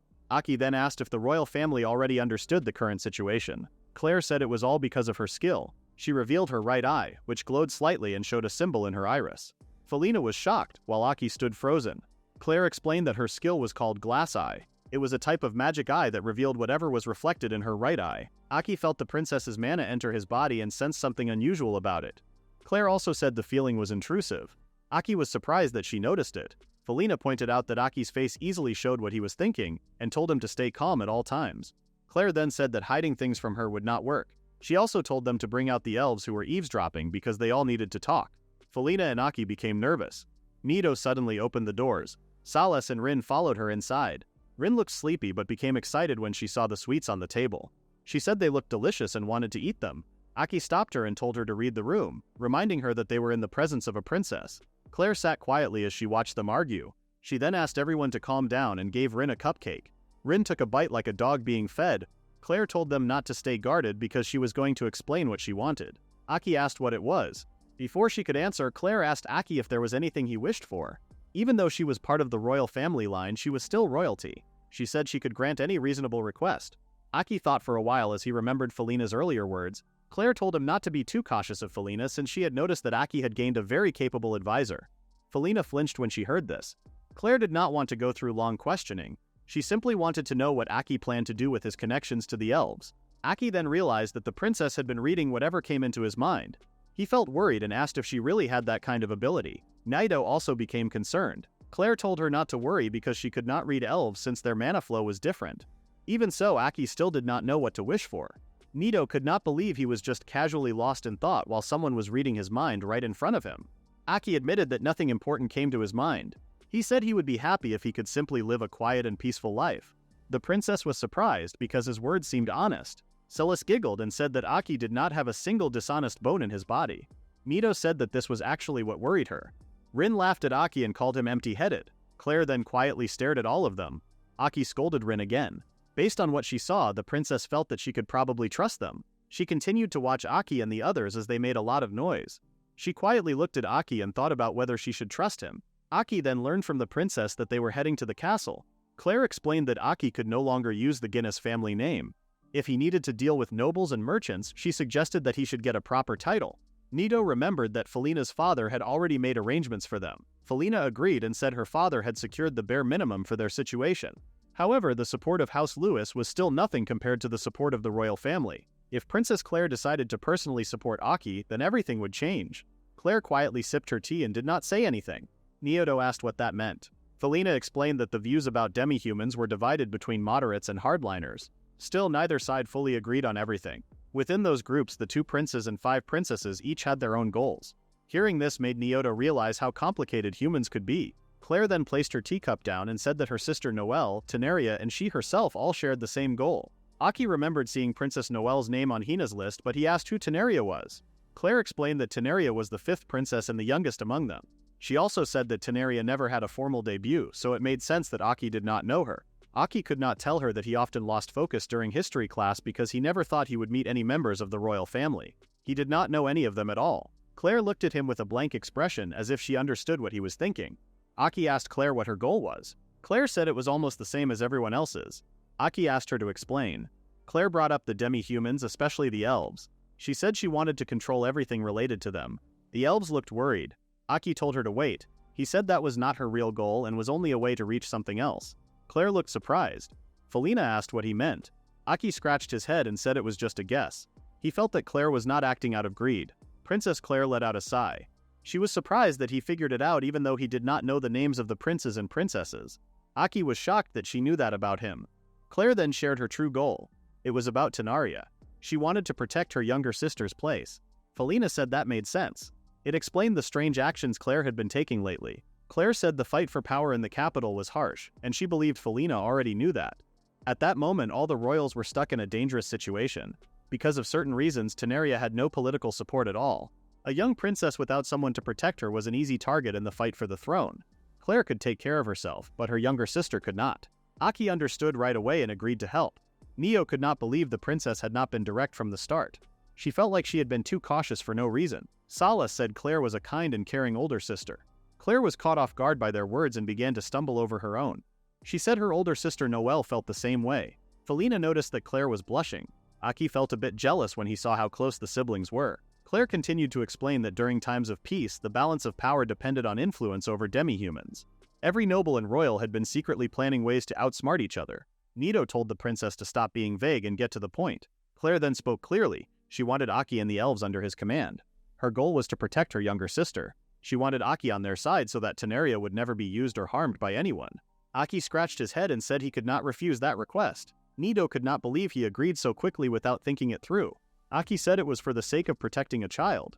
Nido agreed with that reason, but she still wanted him to be more careful when making decisions. Claire smiled, feeling pleased that they were willing to help. Nido then asked her to wait. Claire admitted that her real proposal was different. She wanted Aki to marry her younger sister, Tenaria. Aki froze for a moment, then shouted loudly in shock. Claire covered her ears. Aki asked her to wait, pointing out that Tenaria was still just a child. Claire clarified that she did not mean it would happen right away. She explained that Aki's current status was too low to marry into the royal family. Because of this, she wanted him to build real political power. Nido questioned what the princess was talking about, while Salas tried to calm her down. Claire told Aki to prove his worth as a noble and gain the trust of the court. After that, he would be able to take Tenaria in and ensure her safety. Aki told her to calm down because there were many problems with the plan. Claire insisted that she was completely serious. Rin innocently asked what they were even talking about. Felmina then thought about the path they had planned to take. She said that a royal marriage was actually a very practical choice. It would give them strong power against Lord Wenshelg. Aki felt uneasy and asked if she was serious. Claire explained that Aki's fame would only grow because he was the only human connected to the elves. She said that many people would soon send him marriage proposals, no matter what. When that happened, she wanted him to act wisely so their family would gain the most from it. Aki did not know how to respond. Claire then suggested that they go to the castle right away since Aki needed to meet his fiancée. Soon after, a nervous Aki stood in front of a serious hyena. The king stepped forward and officially announced the duel between them. He declared that the duel had begun. Many people watched the scene. Aki wondered how he ended up in that situation. Earlier, Rin had drooled as she stared at a large feast. She felt excited and wanted to jump in and eat right away, but Aki stopped her. As usual, he grabbed her head to hold her back. Everything had moved very quickly. Before Aki realized it, they had been invited to the royal castle. They were now attending a banquet after meeting the king. The second, third, fourth, and fifth princesses were there with them. Even the king was present. Aki was having dinner with the royal family, but he had forgotten the table manners he had learned. Rin kept struggling, eager to eat the delicious food in front of her. Aki told her to calm down first. The king laughed and told them to relax. He said he did not expect them to act like nobles, and he especially did not expect that from a great spirit. Claire agreed. She said it was a great honor for them to be with Aki, the chosen guardian of the elves and the elves themselves. Even so, Aki still could not fully understand the situation. Nito said they had already finished the formalities earlier. Aki agreed and remembered their meeting with the king. It had felt like a performance where the king officially welcomed them. Many important political figures in the country had been there. At the very least, Aki felt relieved to see that Hina had acted like her usual self. Back in the present, Saras formally thanked the king for his warm welcome. Aki was impressed by her polite behavior. The king then said he could not even count how many rulers in history had only dreamed of welcoming elves as guests. He wanted to treat them with the highest honor because he saw this as a rare and special chance.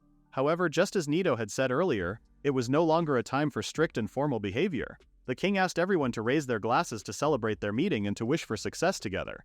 Because of that, Rin was finally able to enjoy the delicious food. She reacted with excitement and said it tasted far better than Aki's dried meat. Aki admitted that his food was not that great. Rin also drank a thick and sticky liquid from a bowl. Aki pointed out that it was soup. At that moment, the fifth princess laughed softly and said she also liked that soup. She offered Rin some lamb pie. Rin happily accepted and started eating it right away. Aki watched her for a moment. This was Tenaria, the girl he was supposed to marry according to Claire. He then glanced to the side and noticed that the second princess had looked nervous the whole time. Even so, she did not seem like a bad person. As for the third princess, she was one of the allies Hina had mentioned. She was known as a calm and reasonable person who worked closely with Claire. The king himself also turned out to be much more relaxed than Aki had expected. The king told Salas that building a relationship with the elves had always been his kingdom's greatest goal. However, there were very few examples from the past, so he worried that he could not be sure all his people would behave properly. Salas calmly explained that the elves came from a small and close village, so misunderstandings were rare for them. She said she could only imagine how heavy the king's burden was while ruling such a large nation. Neo felt proud of her sister. Aki was surprised by how impressive Salas was. He thought that if he had known this would happen, he should have paid more attention during his etiquette lessons. Felina seemed to sense what he was thinking and told him he was doing fine. She explained that a good leader surrounded themselves with capable people. If his allies were skilled, then it meant he was leading well. She also said that Aki had a special ability to bring everyone together. She advised him to leave the difficult politics to those who were better at it and focus on showing strong confidence. Aki realized that Felina was right. Everyone had relied on him, even when he was exiled. He understood that he just needed to focus on what he had to do.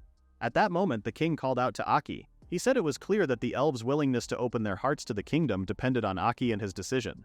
Aki felt confused. He looked at Salas, who was smiling, and wondered what she had told the king. Claire then stepped in. She said it was natural that they also wanted to build a stronger connection with Aki and through that create a lasting alliance with the elves.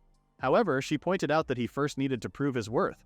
She agreed that Aki was very valuable to the kingdom, but in the eyes of the public he was still just a commoner without a title. Because of this, ambitious people might try to look down on him or use him for their own gain. In simple terms, she wanted him to show his strength for everyone to see. Because of that, Aki ended up facing Hina in a duel. The duel between Aki and Hina officially began. The two quickly clashed their swords. Hina wore a confident smile while Aki gritted his teeth and blocked her attack. The crowd was shocked. Hina was known as the strongest warrior in the kingdom, so no one expected anyone to stop her strike so easily. As they watched more closely, they realized the boy fighting her was the son of the House of Guinas. They also remembered that Aki's younger brother had been arrested just the other day. Some people reminded the others to stay quiet since the matter was supposed to be confidential. Even so, many were confused. They could not understand why a sudden exhibition match was being held with someone surrounded by suspicion. It made them question what the king was planning.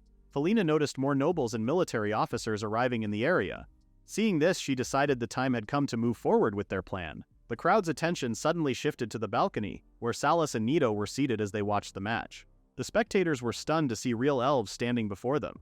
Many had only heard stories about elves and never believed they truly existed. Their beauty quickly captured everyone's attention.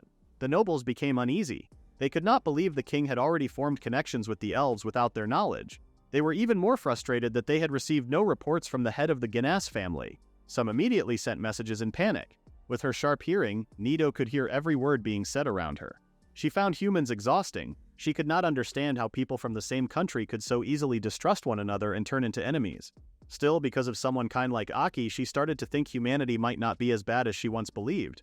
As Salas tried to calm her sister, Princess Noelle suddenly spoke about how shocked she truly was by the situation. She explained that some humans wanted to capture elves for their own selfish goals. Some hoped to control politics, some wanted wealth, and others were after the elves' powerful mana and rare artifacts. Still, Noelle also believed that not all humans were the same. She said there were people who truly respected and admired the elves, and she considered herself one of them. Nito pointed out that she already knew humans came in many different kinds. Salas reassured Noelle that her sister was actually kind-hearted. Hearing this embarrassed Nito, who quickly tried to move past the comment. She then complained about how their great spirit was acting too comfortably in front of the human princess. Rin was sleeping peacefully on Noelle's lap while Noelle gently patted her head with a smile. Noelle admitted that she had felt intimidated after learning Rin was a great spirit. However, after spending time with her, she realized Rin gave off a warm presence that made everyone around her feel at ease. Nito disagreed and believed Rin was simply acting like an overly attached wild animal. Seeing how close Rin had become with Noelle, Felina started to believe the princess could be trusted. However, one important issue still remained. Felina stepped forward and asked the king for permission to speak. The king told her to lift her head and reminded everyone that as Aki's companion, her words deserved to be heard. Felina asked if everything was truly alright, saying she understood his intentions but felt the situation was moving too quickly. While continuing to watch the duel between Aki and Hina, the king explained his reasoning. He wanted to make it clear as soon as possible that the royal family had formed close ties with the elves. He also wanted Aki and the others to witness the current state of the kingdom with their own eyes. The second prince, Caius, suddenly blamed the kingdom's weak foundation for the current problem.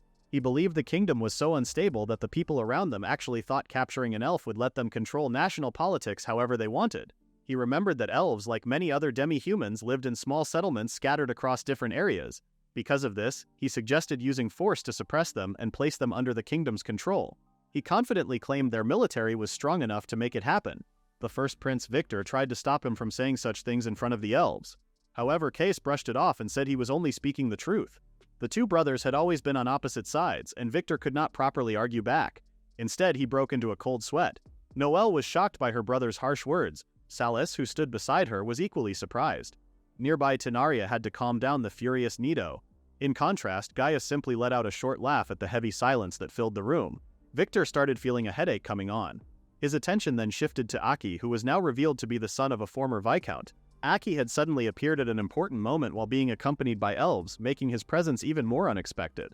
Victor could not help but wonder how Aki's involvement would affect future events. At the same time, Aki gritted his teeth as he defended himself from Hina's attacks. Hina was pleased to see him again after a long time and noticed that he seemed to be doing well while also gaining new allies. As Aki continued blocking her strikes, he thought things had been peaceful for him until she suddenly attacked him. Hina treated the fight as a light sparring match.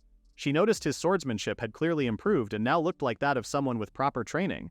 Aki knew his noble background gave him some experience, but Hina pointed out that simple training alone would never be enough to defend against her attacks. In her eyes, his way of thinking, fighting skills, and physical ability all resembled those of an experienced veteran warrior. Aki kept to himself the real reason behind his sudden growth. His abilities had greatly improved after eating rare plants in the elven village. Even so, Hina made it clear that this sparring match had been ordered by the king. She wanted Aki to stop holding back and reveal his true strength. As a fellow warrior, she had long wanted to test his abilities in battle. Rin suddenly woke up and noticed that Aki was fighting Hina. She got excited and jumped off the balcony because she wanted to join the fight. Tenaria was surprised and quickly ran to the railing to watch her. As Rin slowly floated down, a strong magical energy surrounded her while her body became smaller. Everyone in the area fell silent, including the princes. At that moment, Tenaria realized that Rin was truly a great spirit. Rin landed on top of Aki's head and decided to help him fight Hina. Hina looked happy to see the great spirit after such a long time, but Rin quickly reminded her that they were enemies and should not act close to each other. Hina's smile instantly disappeared after hearing Rin's words. Rin then raised the stakes of the battle. She declared that if she and Aki won, Hina would no longer be allowed to hug her, cuddle with her, or act clingy around her. Aki became worried after hearing this and hoped Hina would not take Rin's challenge too seriously. Instead, Hina suddenly became quiet for a moment before her fighting spirit rose even higher. She now had a new reason to win and became even more determined. Aki could not believe Rin had only made Hina more motivated. Hina strengthened her body with magic and charged back into battle. Aki fought back as well, powered up while Rin cheered him on from his head. The others watched in nervous silence as the battle continued. In the next moment, Aki and Hina's swords collided, creating a powerful shockwave that sent dust and air rushing across the arena. Hina and Aki continued to clash with each other. The noble spectators were shocked. They wondered how strong the two of them really were. They had heard that Hina was a knight worth 1,000 men, but they never expected someone could fight her evenly. House Guinness had never mentioned anyone like Aki before. Because of this, many people started asking who Aki really was. The first prince, Victor, broke into a cold sweat. He wondered if Aki had received the spirit's divine protection. But after watching more closely, he realized it was something different. The spirit above Aki's head was directly lending him its power. Victor had never seen anyone fight like that before. He then looked to the side and noticed his younger brother, the second prince, smiling with interest. The prince clearly found Aki fascinating and wanted him on his side. That realization made Victor even more nervous. Meanwhile, Aki and Hina kept exchanging blows at incredible speed. Even the knights struggled to follow their movements. Many of them could not understand what was happening anymore. One young knight asked their captain if he could see the fight clearly. Wayne did not answer at first. He watched the battle with a serious expression, making the other knights think he was carefully studying the fight. Then without warning, Wayne suddenly collapsed face first onto the ground. Another knight quickly helped him up and asked what happened. Looking dizzy, Wayne admitted he had tried too hard to keep up with Aki and Hina's movements and ended up making himself sick. Even so, he happily called the two fighters amazing.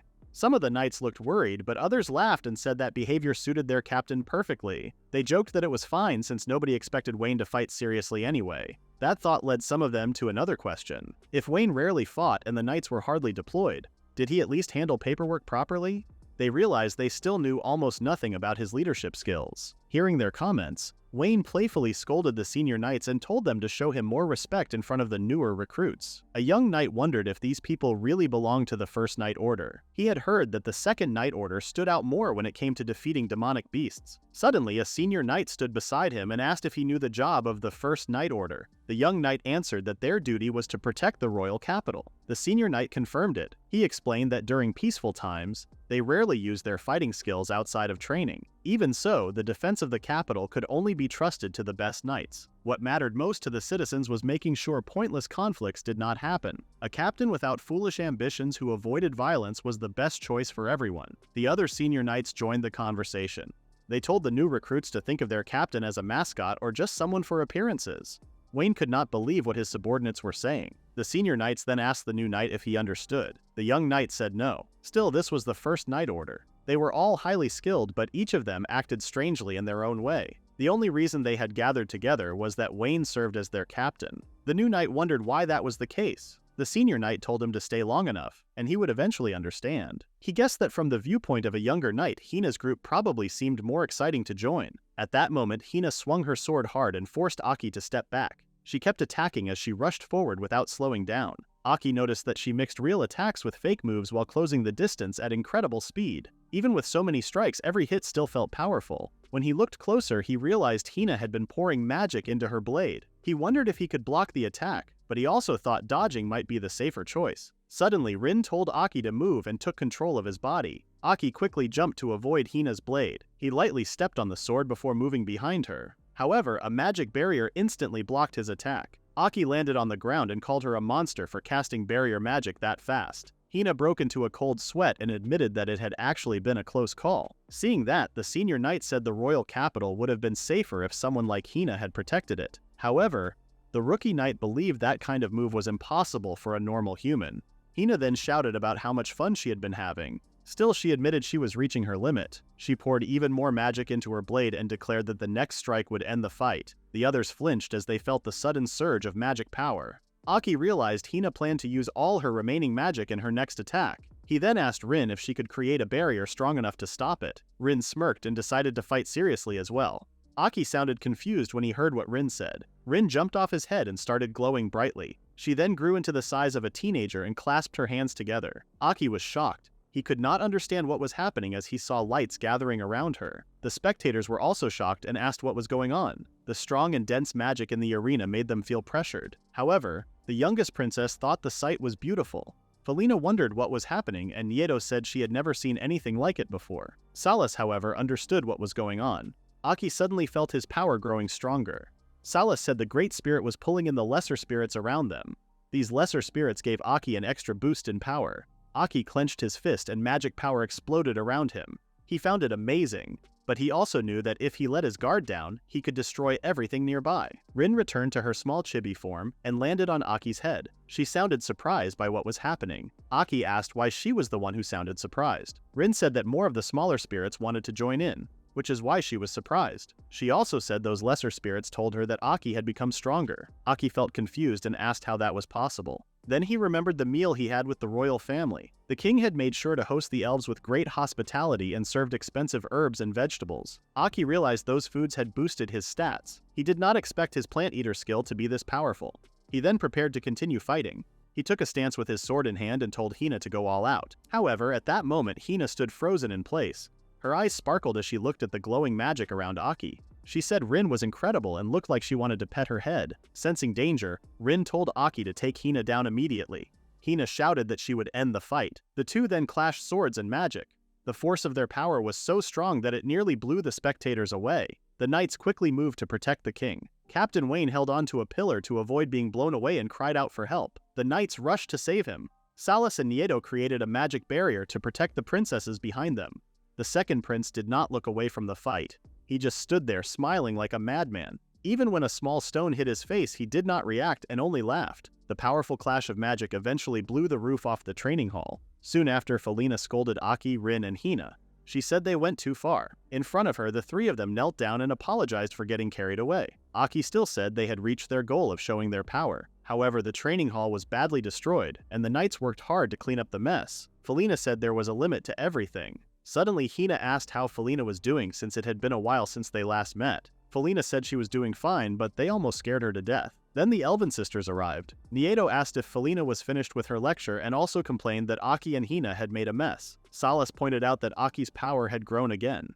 While helping Hina stand up, Aki said it was even more surprising that Hina had fought evenly against Rin's full power. Nieto called both of them ridiculous. Hina said she only got fired up after seeing Rin again after so long. Rin quickly hid behind Felina, and Felina scolded her for not feeling sorry at all. Hina cried out that she could not help it because she was amazed by Rin's shining power. Just then, the king arrived and told them to put the matter aside. He said the display of power should be enough to silence the people for a while, and handling House Guinness's issue would now be easier. Aki asked what he meant by issue. The king explained that the head of the family was also responsible for the crimes Aki's brother had committed. Because of this, they could transfer all of the current Viscount's authority and territory directly to Aki. Aki was shocked. He could not believe he would receive such responsibilities when he had just been freed from high society and leadership training. The king noticed that Aki was not really interested in becoming a noble. Aki scratched his head because he did not know how to answer. Princess Claire told him to let a steward handle the real work of managing things. She said there would be times when Aki would need the status and wealth of a noble. She also pointed out that he already had a skilled manager from House Luis with him. Felina was shocked and asked if they were talking about her. She became worried about what would happen to House Luis since she was the only heir. Hina said she could manage both responsibilities. Princess Claire then lifted Aki's head by touching his chin and said that everything he had shown so far was just a side part of the event. She said the main event would start next. Aki looked nervous and scratched his head again. He said it sounded like she was planning to make him fight someone else. Princess Claire laughed and said he was right. Aki looked confused. Princess Claire then looked behind her and said that the next thing he needed to do was to fight his future fiancée, Tenaria Forcelia.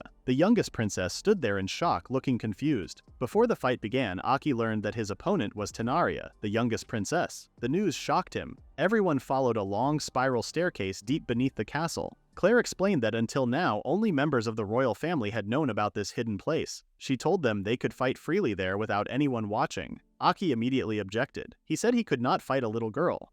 However, he stopped complaining when he noticed that the other princes and princesses looked completely calm. Their reactions made him wonder if they were truly serious about having him face such a young child. Victor became concerned after hearing Aki's words. Claire simply said that he would understand once he saw for himself. Victor then apologized to Aki in advance, saying that his concerns were probably mistaken.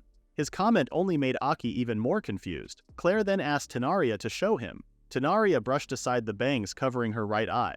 As soon as Aki and the others saw it, they were stunned. The eye looked nothing like a human's. It resembled the eye of a powerful beast. Hina and Felina were shocked by the sight. Rin, on the other hand, was fascinated. She rushed toward Tenaria thinking the eye looked beautiful. But before she could get close, a magical barrier suddenly appeared between them and pushed her back. Tenaria looked worried, while Saras was amazed by the strength of the barrier. Princess Noel explained that Tenaria carried the blood of a beastman.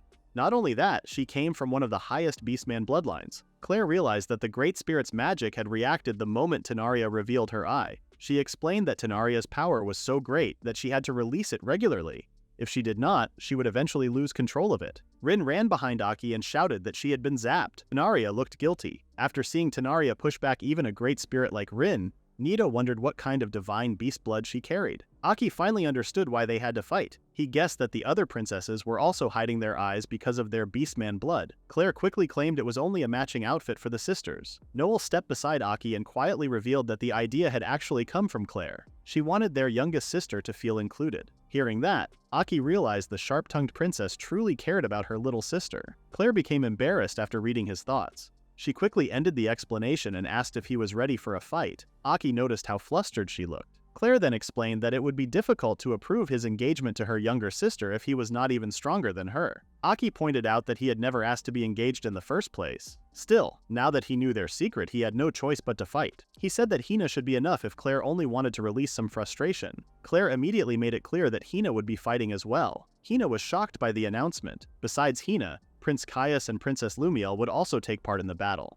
Aki was surprised to hear that even the second princess would be joining. Nieto thought it made sense for the prince to fight, but he doubted the princess could do much. Felina assured everyone that there would be no problem because Lumiel was actually a sword-fighting prodigy. Aki and Nito found that hard to believe. They still remembered how nervous Lumiel had looked when she first held a sheathed sword. Claire confidently stated that Lumiel's sword skills were even better than Hina's. The two had fought many times and always ended in a draw. Aki was stunned to hear that. Hina confirmed that neither she nor Felina had ever managed to defeat Princess Lumiel. Feeling embarrassed, Lumiel explained that those had only been practice matches. If Hina and Felina had fought seriously, she believed she would have lost quickly. However, the moment Lumiel drew her sword, everything changed. The atmosphere around her became completely different. Even her expression turned sharp and focused. The sight made Aki flinch. A powerful pressure suddenly spread from Lumiel, making her presence impossible to ignore. At the same time, Caius drew his sword and easily displayed his skill. As he unsheathed it, several sword slashes shot forward from a single swing. Aki realized that the royal family was not simply sitting around looking important.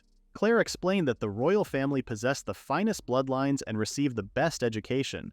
In short, they were a family filled with monsters. She added that even among the nobles, strength and skill were highly valued. Even so, despite the entire royal family working together, keeping Tenaria's beastly instincts under control was far from easy. Tenaria tried to apologize to Rin for pushing her away. She explained that she had not meant to do it. However, her beast instincts finally took over. She let out a painful shout that soon turned into a growl.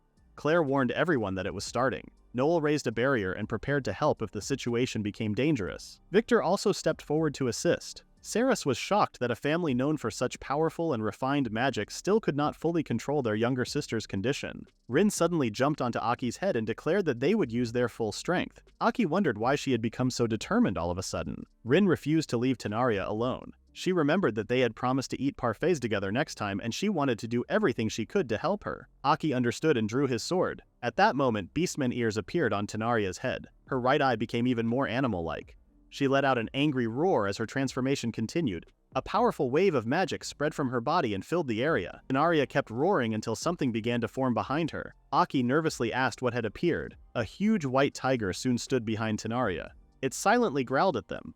Aki wondered if it was a divine beast. Nito thought it might have been a summon, but it felt more like an astral projection. Prince Caius told everyone to stay back and rushed forward. He confidently swung his sword and struck the white tiger with great force. However, its fur remained untouched. The prince clicked his tongue and complained that it was as tough as ever. The white tiger attacked him and Caius blocked the strike with his sword. At that moment, Princess Lumiel jumped toward the beast and unleashed a series of fast slashes. The white tiger roared in pain and retreated. Caius refused to let it escape. He drove his sword into the beast's head and pierced it completely. In an instant, the white tiger vanished. Aki was amazed as he watched the royal siblings fight together. Their strength made him wonder if he was even needed. Claire guessed that Aki had finally understood how Tenaria fought. She warned him that another one was coming. Tenaria gave a low growl and something began to form behind her once again. This time, 2 Fenrirs appeared. They growled fiercely as they faced the group. Hina was shocked to see 2 of them appear at the same time. Felina finally realized that this would continue until Tenaria ran out of mana. Caius asked Aki what he planned to do. He explained that Tenaria was using holy power to protect the beasts. Aki then told Rin to try the idea they had discussed earlier. Rin agreed. Aki raised his sword and it suddenly shone brightly as the spirits gathered around it. Even the elven sisters were surprised by the sight. One of the Fenrirs tried to bite Aki, but he quickly jumped backward and avoided the attack. He then swung his sword with all his strength and easily defeated the Fenrir in a single strike. Princess Lumiel was shocked by what she had just seen. Even Caius was left speechless for a moment. Noel could not find any words either. Oliver wondered if it was the blessing of the spirits and the elves. The elven sisters quickly denied it. Nieto said it was simply Aki and Rin acting ridiculous again. Salas was surprised to see how much stronger Aki had become. Meanwhile, Hina realized that Aki had created this fighting style after watching her swordsmanship. She found both the spirits and Aki's mastery over them truly amazing. Still, she refused to let them outshine her. A strong wave of mana suddenly burst from her body. Felina quickly told her to stop and asked if she planned to blow up the whole place. The royal siblings immediately raised magical barriers around themselves. They assured everyone that they would be fine since they had prepared for this. In truth, no one in the room really needed protection. Hina then readied her sword and eagerly rushed forward. She swung it in a wide horizontal slash at the remaining Fenrir. Caius thought this was exactly what he expected from the leader of the First Night Order. However, Lumiel had a bad feeling. She felt that something was about to happen if things continued this way. Claire called out loudly to her younger sister. She promised Tenaria that everything would be fine this time. She told her not to hold back anymore. Aki and Rin watched as Tenaria refused to fight. She did not want to hurt anyone, especially her friends. Seeing her cry made Aki feel that he needed to act. Aki spoke to her and smiled, saying they would handle things and that everything would be okay this time. Tenaria was surprised to hear this. Rin said that a great spirit like her was impressive, and she also added that Aki was a little impressive too. She also said she wanted to finish quickly so they could go eat their parfait later, reminding Tenaria of her promise. Tenaria gave a small smile and then knelt down. Claire became worried. Thick black mana began to come out from Tenaria's back. The royal siblings became more alert. Claire started to tremble because she did not expect to misjudge the situation this time. The space above Tenaria began to crackle due to the strong magical pressure. Aki wondered what was happening. He could feel and see a huge amount of mana gathering. At that moment, a giant 9-tailed fox wearing a bead necklace appeared with a powerful aura. Caius and Lumiel raised their swords and broke into a cold sweat because this was the first time Tenaria had shown this beast. Hina whispered to Aki that defeating the beast with human strength alone would be very difficult. She offered to give him time to prepare a finishing attack. Aki became serious and asked Rin to go with him, but there was no reply from the spirit. He looked up and saw Rin silently floating above his head. Meanwhile, Hina launched a powerful attack, but the 9-tailed fox's barrier was too strong. She could not break through it. Lumiel rushed forward and unleashed a series of attacks, hoping to create an opening in the barrier. No matter how many times she struck, the barrier stayed unbroken. Even so, she believed they could still win if they dragged the battle out long enough. The fox glared at her before launching long-range magic attacks. Lumiel quickly dodged them. She was surprised that the beast could attack from a distance. Caius then jumped into the fight. He wondered if the enemy was truly beyond human strength before swinging his weapon. To everyone's surprise, his attack created a crack in the barrier.